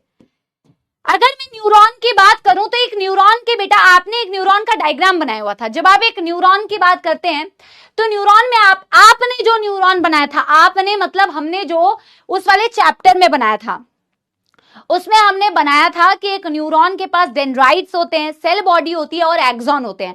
पर ऐसा बिल्कुल भी जरूरी नहीं है कि न्यूरॉन की शक्ल बिल्कुल वैसी दिखे जैसा आपने एक्चुअल में बनाया है. ठीक है? अब मैं देखो, अभी पहले मैं एक दो बातें लिखती हूं. ठीक है ना? यस, देखिए मैं कह रही हूं the structural and functional unit, the structural and functional unit of neural tissue and excitable cells होती हैं. Excitable cell that helps in conduction. आपको ये सारी चीजें मैं पढ़ाऊंगी बेटा. That helps in conduction. कैसे ये कंडक्शन में हेल्प करती है, मैं ये सारी चीजें आपको पढ़ाऊंगी आगे. अभी वेट करना. ठीक है? जब मैं एक न्यूरॉन की बात करती हूं तो एज पर एनसीईआरटी अगर देखोगे, on the basis of number of dendrites, on the basis of number of dendrites and axon, neuron can be classified into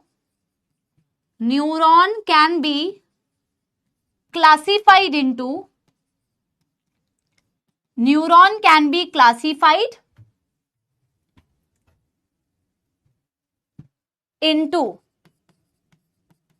3 types. बेटा इसको ध्यान से सुनिए. आपने जो एक डायग्राम बनाया था एनिमल टिश्यू वाले चैप्टर में, वो आपने एक टाइप ऑफ न्यूरॉन बनाया था. ठीक है ना? यस, वो आपने एक पर्टिकुलर टाइप ऑफ न्यूरॉन बनाया था. मैं कह रही हूं डेंड्राइट्स और एक्सॉन एक न्यूरॉन के पास कितनी है, उस बेसिस पर आप न्यूरॉन को मेनली 3 पार्ट्स में क्लासिफाई कर सकते हैं. Again I am saying this is as per NCERT. देखा जाए तो वैसे टोटल 5 टाइप की न्यूरॉन्स होती हैं, बट एज पर एनसीईआरटी हमें लेके चलना है. तो एज पर एनसीईआरटी हम कह रहे हैं on the basis of number of dendrites and on the basis of number of axon आप 3 भागों में न्यूरॉन को क्लासिफाई करते हैं. क्या क्या क्लासिफिकेशन है बेटा इसकी? नंबर 1 टाइप है इसका जिसे बोला जाता है यूनिपोलर न्यूरॉन. और पोलर का यहां पे बहुत ज्यादा सिग्निफिकेंस है, क्योंकि आप न्यूरॉन के नाम में देखेंगे क्या आता है पता है? Unipolar, bipolar, multipolar, pseudo unipolar, है ना? तो इसका बहुत ज्यादा सिग्निफिकेंस है. पोलर का मतलब होता है पोलैरिटी. पोलर का मतलब होता है पोलैरिटी. अब पोलैरिटी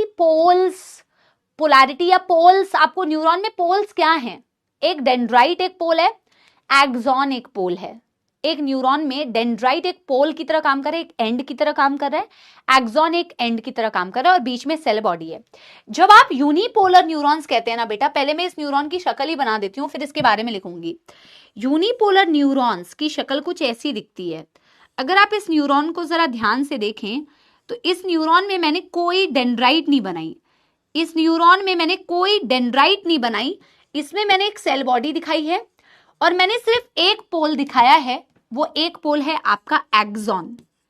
मैंने सिर्फ एक पोल दिखाया, उस एक पोल को दिखाया है जिसे मैंने बोला axon. When you are saying बेटा यूनिपोलर न्यूरॉन्स, तो unipolar neurons are those that only has a single cytoplasmic extension, a single cytoplasmic extension, a single cytoplasmic extension known as axon। इसके पास ना एक ही पोल है। आप देखो इसके पास मैंने कोई डेंड्राइट नहीं बनाई है बेटा, मैंने यहां पे कोई डेंड्राइट नहीं बनाई है, मैंने एक सिंगल बेटा आपको एक्सॉन बना के बताया है, इसीलिए इसमें एक ही पोल है, एक सिंगल पोलैरिटी आपको दिख रही है। यूनि का मतलब ही होता है सिंगल, यूनि मीन सिंगल। और ऐसा पता है बेटा, न्यूरॉन हमारी बॉडी में, हम एम्ब्रियोनिक लाइफ में जब थे तो एग्जाम्पल हम लिखते हैं एम्ब्रियोनिक लाइफ। हमारी एम्ब्रियोनिक लाइफ, जब आप एम्ब्रियो थे, मम्मी के यूट्रस के अंदर थे, तो हमारी एम्ब्रियोनिक लाइफ में हमारे जो न्यूरॉन्स होते हैं वो मोस्टली यूनिपोलर न्यूरॉन्स होते हैं। समझ में आ रही है बेटा बात? वो हमारे होते हैं यूनिपोलर न्यूरॉन्स। बिल्कुल इजी डेफिनेशन है मैम, जैसा नाम वैसा काम। मैम जो दूसरा टाइप का न्यूरॉन होता है उसे बोला जाता है बाइपोलर न्यूरॉन्स। क्या बोलते हैं बेटा? Bipolar neurons. Of course ma'am, इतने समझदार तो हम हैं कि हमें बाइपोलर से समझ में आ रहा है, बाई का मतलब दो पोलैरिटी। अब आप कहेंगे जो आपने बनाया था बेटा, जो आपने बनाया था, क्या वो बाइपोलर था? जो आपने बनाया है उस चैप्टर में, एनिमल टिश्यू वाले चैप्टर में जो न्यूरॉन मैंने बनाया है,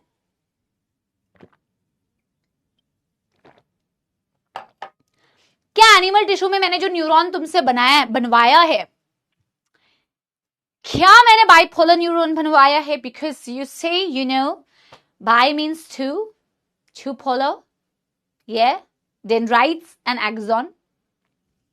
एक्चुअली अगर तुम ना पढ़ो जब तक इसको डिटेल में, तब तक लगेगा कि वो बाइपोलर ही बनाया है, बट एक्चुअल में वो बाइपोलर नहीं है। अब मैं तुम्हें बताती हूं क्यों वो मल्टीपोलर है। यस, देखो बाइपोलर का मतलब पता है, डायग्राम देखो। बाइपोलर का मतलब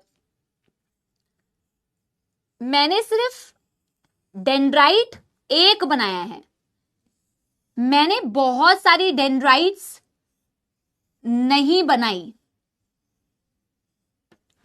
मैंने बहुत सारी डेंड्राइट्स नहीं बनाई, मैंने सिर्फ एक डेंड्राइट और एक एक्सॉन बनाया है। क्या समझे मेरे प्यारे प्यारे जग से न्यारे सपोलों? मैंने जो उस चैप्टर में तुमसे डायग्राम बनवाया था, उस चैप्टर में मैंने तुम्हारे सेल बॉडी से, तुम्हें ये ध्यान रखना है बेटा, ये देखिए एक बहुत ही बारीक कॉन्सेप्ट बता रही हूं। जब आप सेल बॉडी से सेल बॉडी है, सेल बॉडी के अंदर साइटोप्लाज्म है, आपको देखना है साइटोप्लाज्म से कितनी एक्सटेंशंस निकली है। ये एक, ये दो, ये तीन, ये तो एक ही की दो ब्रांच बना दी है मैंने, ये चार है ना, ये पांच, ये बहुत सारी डेंड्राइट्स मैंने बना दी, और फिर इसी की साइटोप्लाज्म की एक लंबी एक्सटेंशन जिससे मैंने एक्सॉन बना दिया। तो ये आपकी बेटा मल्टीपोलर न्यूरॉन्स होती है, जहां बहुत सारी डेंड्राइट्स दिख रही है। समझ रहे हो मेरी बात, है ना? लेकिन यहां पे जो बेटा मैंने बनाया हुआ है, इसमें मैंने डेंड्राइट एक ही दिखाई है, सिर्फ एक डेंड्राइट और सिर्फ एक एक्सॉन। क्या समझे? जहां आपको न्यूरॉन में एक डेंड्राइट और एक एक्सॉन दिखे, वो क्या होता है? Bipolar neuron. बोलो हाँ या ना? हाँ जानवी बेटा, यूनिपोलर में डेंड्राइट एब्सेंट है, ए पोलर में तो दोनों ही एब्सेंट होता है बेटा। यस, एग्जाम्पल में हम क्या लिखेंगे? एग्जाम्पल में हम लिखेंगे हमारी रेटिना जो होती है ना बेटा, पहले तो इसे पढ़ाया भी जाता था, आई के बारे में पढ़ाया जाता था, अब तो बेटा आई तुम्हारी हो गई है गायब। बट रेटिना का नाम तो तुमने सुना ही होगा ना, जहां पर इमेज फॉर्म होती है। सो रेटिना हमारी जो होती है उसमें बाइपोलर न्यूरॉन्स होते हैं। जो हम बेटा स्मेल कर पाते हैं ना, कोई परफ्यूम स्प्रे हुआ या कोई भी चीज, तो हमारी जो ऑल्फैक्टरी एपिथेलियम है या हमारी जो नोज होती है ना, बेसिकली नोज में भी हमारे पास पर्टिकुलरली ऑल्फैक्टरी एपिथेलियम में भी बाइपोलर न्यूरॉन्स होती है। ठीक है, done done done everybody, done done everybody.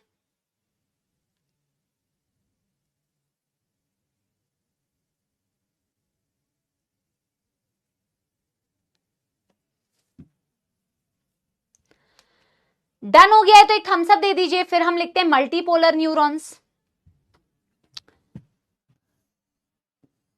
इसके बारे में तुम ना लेटर कन्वर्टेड इनटू ऐसे लिख लो, letter converts into multipolar.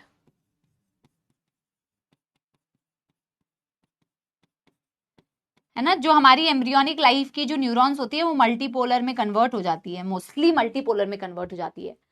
Done done done. अब मल्टीपोलर की बात करेंगे बच्चों, इजी टॉपिक है ना कितना, है ना। फिर बात करते हैं बेटा मल्टीपोलर न्यूरॉन्स की, बात करते हैं मल्टीपोलर न्यूरॉन्स की। नंबर 3, तीसरा मल्टीपोलर न्यूरॉन्स।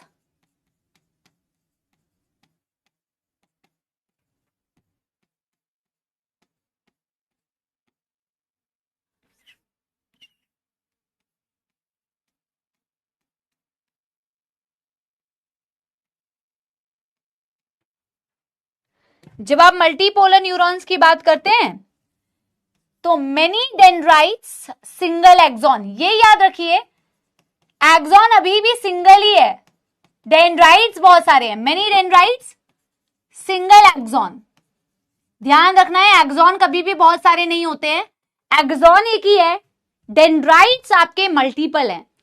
और ड्राइंग बेटा वैसे तो आपको बनाने की आवश्यकता नहीं है, वैसे तो तुम कितनी बार इस चीज को बना चुके हो, बट फिर भी अगर तुम्हें 1 करोड़ एक बार और बनाना है तो बना लीजिए।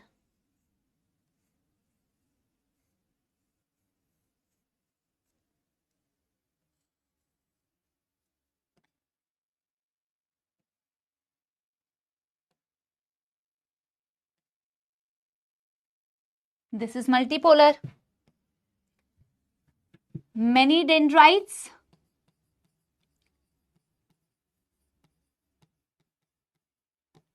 many dendrites, one axon, many dendrites, one axon। ठीक है,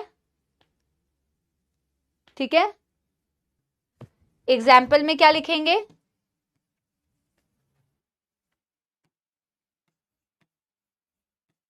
एग्जाम्पल में लिखेंगे most of the neurons of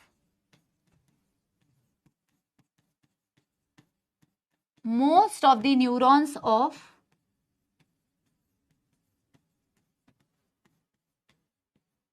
cerebral cortex of brain। अब मैं आपको ये पढ़ाऊंगी आगे सेरिब्रल कॉर्टेक्स। हमारा जो ब्रेन होता है बेटा, ब्रेन को जब इमेजिन करते हो तो ब्रेन की शक्ल जो तुम्हें अभी जस्ट तुम्हारी आंखों के आगे जो ब्रेन की इमेज आई, बिल्कुल उस इमेज को अगर देखोगे तो जो इमेज तुम्हारे सामने आ रही है ना, जिसमें ऐसे फोल्ड्स होते हैं, ऐसे फोल्ड्स होते हैं, ऐसे फोल्ड्स होते हैं, सेरिब्रम वाला हिस्सा तुम्हारी ब्रेन का सबसे प्रोमिनेंट हिस्सा होता है, उसे सेरिब्रम कहते हैं। जो तुम सोचते ही ब्रेन जो सोचते हो तो जो इमेज सामने आती है उसे सेरिब्रम कहते हैं। तो सेरिब्रम में भी जो बाहर का हिस्सा होता है ना, आउटर पार्ट, उसे बोला जाता है, ये कॉर्टेक्स का मतलब आउटर पार्ट ऑफ सेरिब्रम। तो मैं आपको आगे पढ़ाऊंगी, अभी चिंता मत करना कि ये क्या होता है फलाना ढिमकाना, मैं बताऊंगी अभी जब ब्रेन पढ़ाऊंगी। तो सेरिब्रम का जो बाहरी हिस्सा होता है उसे बोला जाता है सेरिब्रल कॉर्टेक्स। तो उसके जो न्यूरॉन्स होते हैं वो होते हैं आपके ज्यादातर मल्टीपोलर न्यूरॉन्स, ठीक है ना बेटा। देखो, on the basis of number of axons and dendrites as per NCERT you have classified the neurons into 3 types. मैं नोट डाल के आपको 2 और न्यूरॉन्स बता दे रही हूं। पहले जब स्पाइनल कॉर्ड पढ़ाया जाता था, रिफ्लेक्स एक्शन पढ़ाया जाता था, तो स्यूडो यूनिपोलर का जिक्र होता था, इसीलिए बता दे रही हूं, बट ये न्यू एनसीईआरटी में नहीं है, अपडेटेड एनसीईआरटी में नहीं है। तो नोट डाल के लिख लेना, क्योंकि अतिरिक्त ज्ञान ही है। नोट डाल के लिख लो कि 2 और टाइप के न्यूरॉन्स होते हैं बेटा। एक होता है एपोलर, जो हाइड्रा में दिखता है। ए का मतलब ही बेटा बायोलॉजी में एवास्क्युलर, मतलब कि एब्सेंट, पोलैरिटी ही नहीं है। सोचो कि कैसा ही न्यूरॉन होगा, ऐसा सिर्फ सेल बॉडी दिख रही है, only cell body, only cell body, no dendrites, no axon, example hydra, ठीक है। और दूसरा बेटा एक होता है स्यूडो यूनिपोलर, ये स्पाइनल कॉर्ड में मिलता है। स्यूडो यूनिपोलर एक्चुअल में ये एक, देखो अब स्यूडो का मतलब क्या होता है, फॉल्स, फॉल्स का मतलब झूठा, झूठे का मतलब तुम, ठीक है ना। तो स्यूडो यूनिपोलर न्यूरॉन में देखो कैसे धोखा होता है इस न्यूरॉन के साथ। ये न्यूरॉन की सेल बॉडी है, हम समझे थे, मैं समझा था तुम हो क्या यूनिपोलर न्यूरॉन, पर ये कैसे धोखा देखना, मैं समझा था कि ये है यूनिपोलर न्यूरॉन, बट ये मुझे धोखा देगी अभी। कैसे? यूनिपोलर का मतलब होता है सिंगल साइटोप्लाज्मिक एक्सटेंशन, है ना।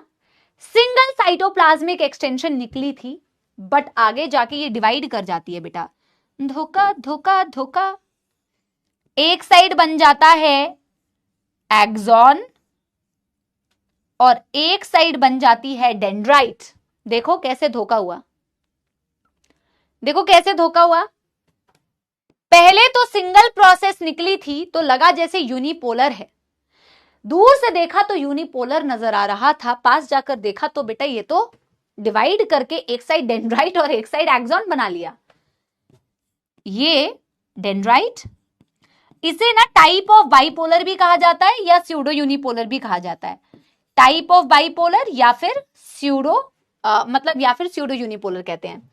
तो फॉल्स यूनिपोलर मतलब कि single extension arises from cell body, ठीक है। yes, later divided into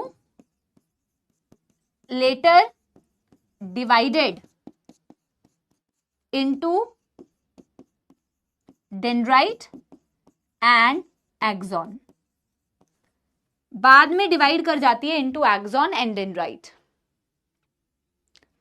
ठीक है। ये आपको स्पाइनल कॉर्ड में दिखती है, इतना आपके लिए बेटा काफी है। स्पाइनल कॉर्ड में दिखती है, स्पाइनल कॉर्ड में specifically dorsal root of ganglion. इस पे पीएचडी मत करने जाना कि क्या होती है डॉर्सल रूट ऑफ गैंग्लियन, वैसे भी न्यू एनसीईआरटी में है नहीं, फिर भी मैंने तुम्हें बता दिया बाई चांस कि थोड़ी सी इंफॉर्मेशन रहे, ठीक है ना, थोड़ी सी इंफॉर्मेशन रहे।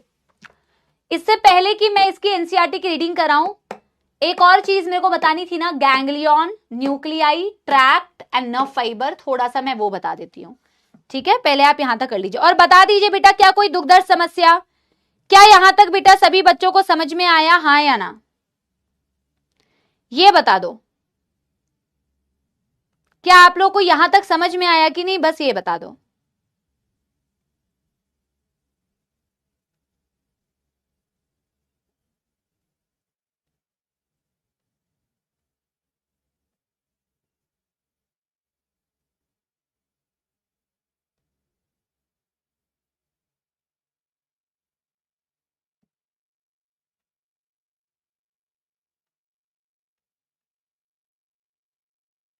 डन। वो कुछ बेसिक टर्म्स बता देती हूँ, फिर यहां तक कि पहले एनसीईआरटी की रीडिंग कर देते हैं। आज जैसे कि बेटा हमने बिल्कुल इंट्रोडक्टरी चीजें ही पढ़ी है और मेजर इंट्रोडक्शन वाला बेसिक्स हम सब पढ़ चुके हैं। है ना, बेसिक्स बिल्कुल हम पढ़ चुके हैं। एक बारी मैं वो टर्म्स बता देती हूँ क्योंकि आगे भी बेटा यूज होने वाले हैं वो, क्योंकि वो आगे भी यूज होने वाले हैं, इसीलिए वो टर्म्स थोड़े से मैं आपको बता देती हूँ। आपने अगर नोट में ही कंटिन्यू करना है तो आप नोट डाल के ही उससे बेटा कंटिन्यू कर लो।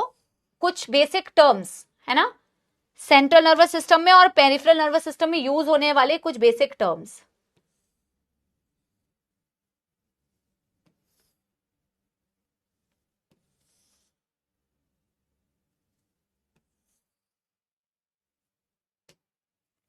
सीएनएस, पीएनएस, यहां पे मैं कह रही हूं कलेक्शन ऑफ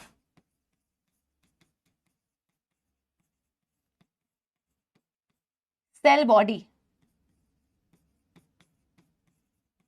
यहां पे मैं कह रही हूं collection of axons. Central nervous system में न्यूक्लियाई, पेरिफेरल नर्वस सिस्टम में गैंग्लिया, सेंट्रल नर्वस सिस्टम में ट्रैक्ट, पेरिफेरल नर्वस सिस्टम में नर्व वर्ड यूज करते हो या नर्व फाइबर वर्ड यूज करते हो। और एक वर्ड प्लेक्सस भी तुमने पढ़ा।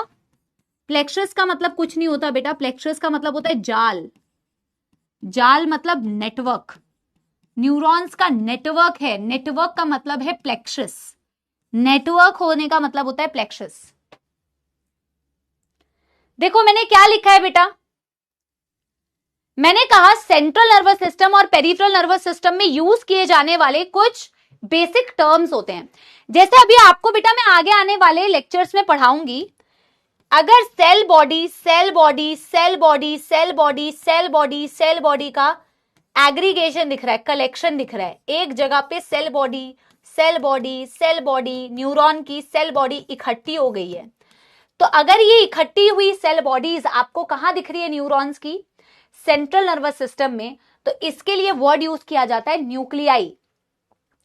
और अगर बेटा अगर ऐसी ही कलेक्शन ऑफ सेल बॉडी तुम्हें पीएनएस में दिख रही है, पेरिफेरल नर्वस सिस्टम में, तो इसके लिए वर्ड यूज किया जाता है गैंग्लिया। इसे क्या वर्ड यूज किया जाता है, गैंग्लिया। इसी प्रकार से axon axon axon axon axon axon axon axon axon axon axon के कलेक्शंस को, एक्सॉन के कलेक्शंस को बेटा आपके सेंट्रल नर्वस सिस्टम में बोला जाता है ट्रैक्ट, और आपके पेरिफेरल नर्वस सिस्टम में बोला जाता है नर्व या नर्व फाइबर। क्या समझ गए आप लोग? यस एवरीबॉडी, क्या समझ गए आप लोग? Yes everyone. गैंग्लिया बोल लो, गैंग्लियन बोल लो, एक ही बात है, कोई दिक्कत नहीं है, ठीक है? Yes, done done done done.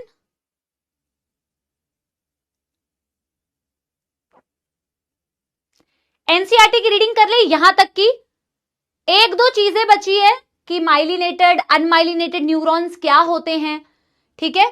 अगर आज टाइम मिलेगा तो आज ही बता दूंगी, क्योंकि आपने पढ़ा हुआ है ऑलरेडी। ये कंप्लीट हो जाएगा तो हम अगली क्लास में ना अब डेप्थ में घुसने वाले हैं। डेप्थ का मतलब कि एक्चुअल में एक्साइटेबल सेल्स कैसे एक्साइटेबल, कैसे कंडक्शन, कैसे ट्रांसमिशन करते हैं, ठीक है? चलिए चलिए चलिए, एनसीईआरटी की रीडिंग करिए करिए करिए। देखो, neurons as structural and functional unit of neural system. A neuron is a microscopic structure composed of 3 major part. आप ये बिल्कुल भी मत बेटा वापस से लिखना है, कहोगे ये तो मैम लिखवाया ही नहीं है। ये लिखवाया हुआ है हमने, कहां? वहां पे लिखवाया हुआ है जहां एनिमल टिश्यू पढ़ा था, जिसमें होती है dendrite, cell body, axon.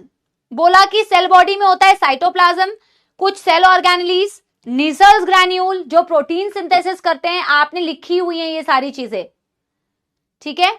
Short fibre that repeatedly project out of the cell body, इसे डेंड्राइट बोलते हैं बेटा।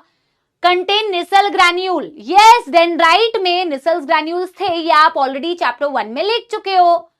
And are called as dendrite. These transmit impulse towards the cell body. ये इंपल्स या network of what, mister X. पहले आप अपना नाम बेटा सही कीजिए, क्वेश्चन पूछ रहे हैं जो आप। प्लेक्सस का मतलब किसी भी चीज का नेटवर्क, चाहे न्यूरॉन्स का जाल हो, चाहे नर्व्स का जाल हो, किसी भी चीज का नेटवर्क जो होता है वो कहलाता है प्लेक्सस। यहां पे आप नर्व्स की बात कर रहे हैं, ठीक है। The axon is a long fibre, axon long fibre होती है। Distal end is branched, end पे वो ब्रांच्ड होती है, यस देखो एंड पर ब्रांच्ड होती है ऐसे, ठीक है। Each branch terminates as bulb like structure called as synaptic knob, हर एक बेटा एंड करती है ऐसे बल्ब लाइक स्ट्रक्चर पे जिन्हें साइनेप्टिक नॉब्स बोलते हैं, जिनके अंदर वेसिकल्स होते हैं, जिनके अंदर न्यूरोट्रांसमीटर्स होते हैं। Axon transmit nerve impulse away from the cell body, yes आपकी डेंड्राइट इंफॉर्मेशन को सेल बॉडी की तरफ भेजती है, सेल बॉडी इंफॉर्मेशन को प्रोसेस करती है, सेल बॉडी से इंफॉर्मेशन एक्सॉन से एंड की तरफ जाता है, मतलब axon away from cell body information को लेके जाती है, बिल्कुल सही बात है। Cell body to a synapse और टू अ न्यूरोमस्कुलर जंक्शन, बोला ये नर्व इंपल्स जो है ये किसी दूसरे न्यूरॉन के पास भी जा सकता है या न्यूरोमस्कुलर जंक्शन के पास भी जा सकता है। अगर एक न्यूरॉन मसल के साथ जंक्शन बना रही है तो न्यूरोमस्कुलर जंक्शन की तरफ इंफॉर्मेशन को लेके जाओगे। अगर एक न्यूरॉन के साथ जंक्शन बना रही है तो आप न्यूरॉन के पास इंफॉर्मेशन लेके जाओगे। डिपेंड करेगा ना एक न्यूरॉन ने किसके साथ जंक्शन बनाई है, उस पर डिपेंड करेगा ये एक्सॉन इंफॉर्मेशन को लेके कहां जा रही है, ग्लैंड के पास, मसल के पास या दूसरे न्यूरॉन के पास, ठीक है। Based on the number of axon and dendrite, neuron are classified या divided into 3 types, ठीक है। Multipolar with 1 axon and 2 or more dendrite, multipolar में मल्टीपल डेंड्राइट्स होती है, 2 से ज्यादा ही होनी चाहिए, 2 या 2 से ज्यादा। Found in cerebral cortex, the outer part of the brain, ठीक है ना। बाइपोलर में 1 axon 1 dendrite found in the retina of the eye and also in the olfactory epithelium, ठीक है। यूनिपोलर में सेल बॉडी है with 1 axon usually found in the embryonic stage. अब बोला है there are 2 type of axons, namely myelinated and non myelinated. अभी हमारे पास थोड़ा सा टाइम है लेकिन ये टॉपिक इतना भी छोटा नहीं है बेटा, इसमें ये जो 2-3 लाइंस लिखी हुई है ना, बहुत बहुत बहुत इंपॉर्टेंट लाइंस लिखी हुई है। आज हम हो सकता है पूरा ना कंप्लीट कर पाए because we don't have much time, around we have 12-13 minutes. तो जितना 12 मिनट्स है तो हम जितना कवर कर सकते हैं थोड़ा सा मैं उतना कवर कर लेती हूँ, और बाकी जिसको बेटा छुट्टी चाहिए टाटा बाय बाय, ठीक है। या you may please leave the class, okay. चलिए करेंगे बेटा टाइप्स ऑफ एक्सॉन। आपकी जो एक्सॉन्स है उसके ऊपर कवर चढ़ा हुआ है, माइलिनेटेड है, या कवर नहीं चढ़ा हुआ, अनमाइलिनेटेड है। टाइप्स ऑफ एक्सॉन्स, पहले तो मैं आपको यह बता दूं मेरे प्यारे सपोलो, एक माइलिनेटेड न्यूरॉन यानी कि माइलिन शीथ प्रेजेंट है, पारुल गुड, ये तो आप लोग बिल्कुल सही बताएंगे। एक अनमाइलिनेटेड न्यूरॉन यानी माइलिन शीथ एब्सेंट है, इसमें कोई कंफ्यूजन नहीं होती है, डायग्राम में कंफ्यूजन होती है थोड़ा सा। इसमें एक थोड़ा सा अतिरिक्त कॉन्सेप्ट मुझे बताना पड़ेगा लेकिन आज नहीं पढ़ाऊंगी वो, आज तो मैं एक सिंपल सी चीज बताऊंगी कि ये जो आपकी टाइप ऑफ एक्सॉन्स होती हैं इसमें मैं कह रही हूं कि ये 2 प्रकार की है मैम। देखो ये माइलिनेटेड भी हो सकती है, एक्सॉन के ऊपर माइलिन शीथ बनी हुई है, ये माइलिनेटेड हो सकती है अगर एक्सॉन के ऊपर माइलिन शीथ चढ़ी हुई है, और ये अनमाइलिनेटेड या नॉन माइलिनेटेड हो सकती है अगर उसके ऊपर माइलिन शीथ नहीं है। क्या समझे, अनमाइलिनेटेड भी हो सकती है अगर इसके ऊपर माइलिन शीथ नहीं है, हाँ या ना मेरे प्यारे सपोलो। क्या कहती है जनता, ठीक है ना, क्या कहती है जनता, myelinated means the myelin sheath wrapped around axon। लेकिन क्या ये कंटिन्यूअस होती है बेटा? वैसे तो मैं अगले टाइम पे डायग्राम बना के बताऊंगी, आज तो मैं थ्योरेटिकल लिख रही हूं। क्या ये कंटिन्यूअस लेयर है? क्या अगर ये एक्सॉन है तो ये पूरे एक्सॉन के ऊपर यहां से लेके एंड सेल बॉडी से शुरू करके एक्सॉन टर्मिनल तक पूरी माइलिन शीथ कवर हो जाती है क्या? क्या ऐसा होता है या बीच बीच में गैप होते हैं? बताइए बताइए, आपने बताया है पहले इस टॉपिक में तनुश्री बेटा। अच्छा, बीच बीच में गैप्स होते हैं ना, एक बार ये एनिमल टिश्यू वाला टॉपिक देख के आना, बीच बीच में गैप होते हैं। नोट्स ऑफ रैनवियर होता है और ये तो 10वीं 9वीं 7वीं 6वीं नर्सरी में पढ़ते हुए आ रहे हैं। बनाऊंगी भी मैं, बनवाऊंगी भी मैं, बनवाया भी है मैंने, है ना। Myelin sheath wrapped around axon, यहां पे हम बोल रहे हैं नो माइलिन शीथ। और अगर माइलिन होगी तो वो एक्सॉन के ऊपर ही होती है बेटा, वो और किसी के ऊपर तो नहीं होती है ना, एक्सॉन के ऊपर की ही तो कवरिंग होती है। अब मैं आपको ये बता दूं मेरे प्यारे बच्चों कि ऐसा जरूरी नहीं है कि ये न्यूरॉन सीएनएस में मिल रहे हैं, ये न्यूरॉन केवल पीएनएस में मिल रहे हैं, नहीं, बिल्कुल भी नहीं। दीज आर बेटा, these are found in CNS also and PNS also। Central nervous system में भी जो कुछ न्यूरॉन्स होते हैं वो आपके माइलिनेटेड होते हैं, पेरिफेरल नर्वस सिस्टम में भी माइलिनेटेड होते हैं, और ये भी बेटा आपके सेंट्रल नर्वस सिस्टम में भी होते हैं और पेरिफेरल नर्वस सिस्टम में भी होते हैं। सेंट्रल नर्वस सिस्टम में भी होते हैं, पेरिफेरल नर्वस सिस्टम में भी होते हैं, ठीक है। चाहे माइलिनेटेड न्यूरॉन हो चाहे अनमाइलिनेटेड न्यूरॉन हो, ये आपको सेंट्रल और पेरिफेरल दोनों नर्वस सिस्टम में दिखेगा, ठीक है। सीएनएस में भी दिखेगा, पीएनएस में भी दिखेगा, माइलिनेटेड हो चाहे अनमाइलिनेटेड न्यूरॉन हो, ठीक है। अब अगर मैं बात करूं सेंट्रल नर्वस सिस्टम की, तो यहां माइलिन शीथ बनाने वाला सेल कोई और है और पेरिफेरल नर्वस सिस्टम में माइलिन शीथ बनाने वाला सेल कोई और है। हमने न्यूरोग्लियल सेल्स पढ़े थे बेटा, और हमने न्यूरोग्लियल सेल्स में देखा था दो सेल्स का नाम, वैसे और भी न्यूरोग्लियल सेल्स होते हैं, but two type of neuroglial cells, one is called as the Schwann cell and the other one is called as the oligodendrocytes. Both can form myelin sheath, but Schwann cell form myelin sheath in the peripheral nervous system and oligodendrocytes form the myelin sheath in the central nervous system. ठीक है, ये बात हम यहां पे लिखेंगे कि here myelin is formed by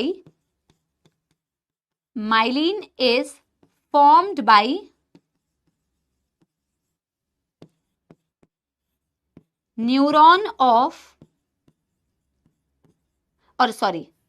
formed by oligodendrocytes.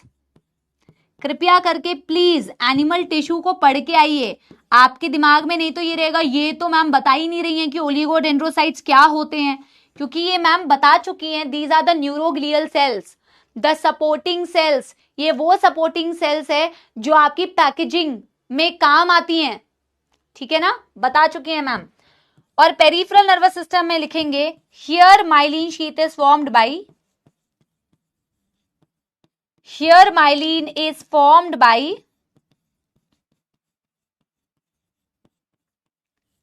Schwann cells।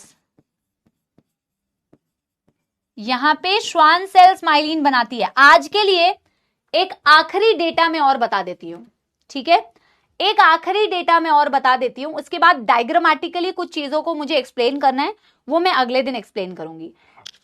जैसे कि बेटा मैंने आपसे कहा, यस उत्कर्ष बेटा बिल्कुल सही, जैसे कि मैंने बेटा कहा कि देखो चाहे माइलिनेटेड हो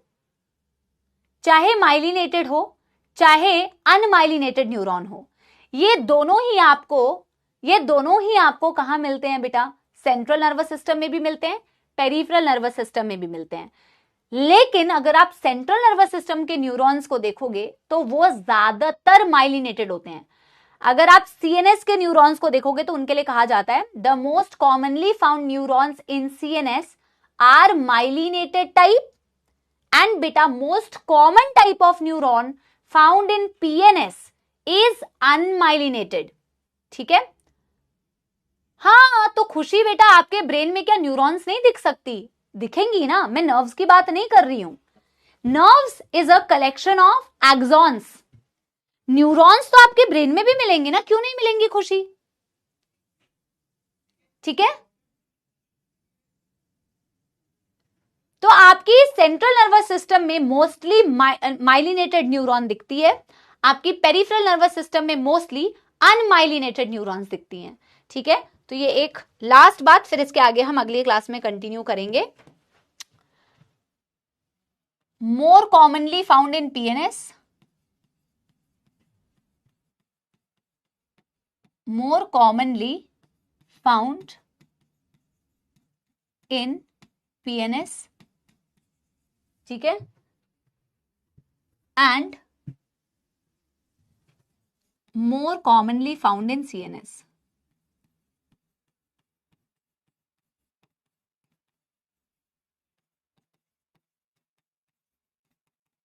हाँ जी, एनी दुखदर समस्या? डन डनाडन डन कर लीजिए इसे।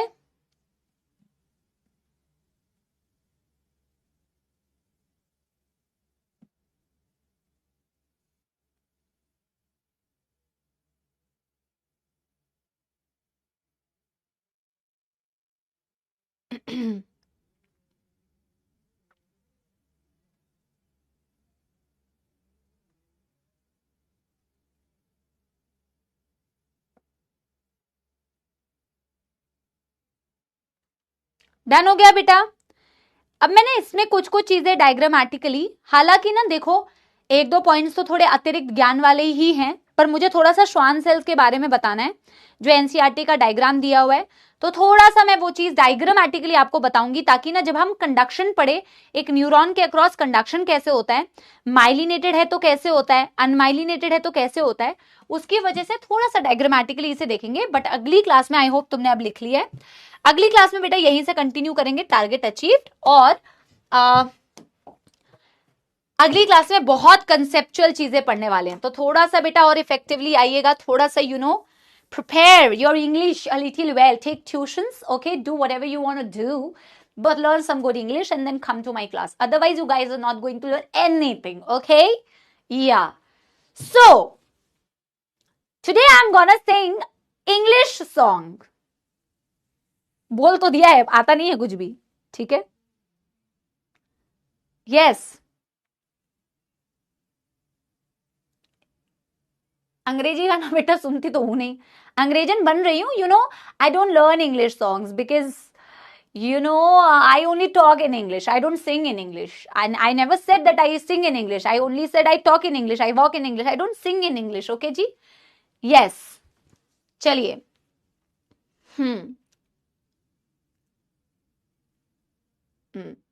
वाह, मैं अंग्रेजी की बात करी और यहां लोग कह रहे हैं भोजपुरी में सुनाओ। वाह भाई वाह भाई वाह, गुड, ये तुम ही कर सकते हो अर्जुना, ये तुम ही कर सकते हो। यस, चलिए एक गाना सुनाती हूं।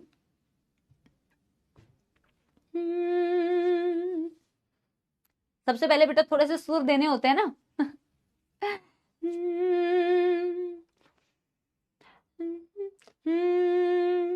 सांसों में कई बेकरारी, दिल में कई रत जगे, कहीं फिर लग जाए दिल तो कहीं फिर दिल ना लगे,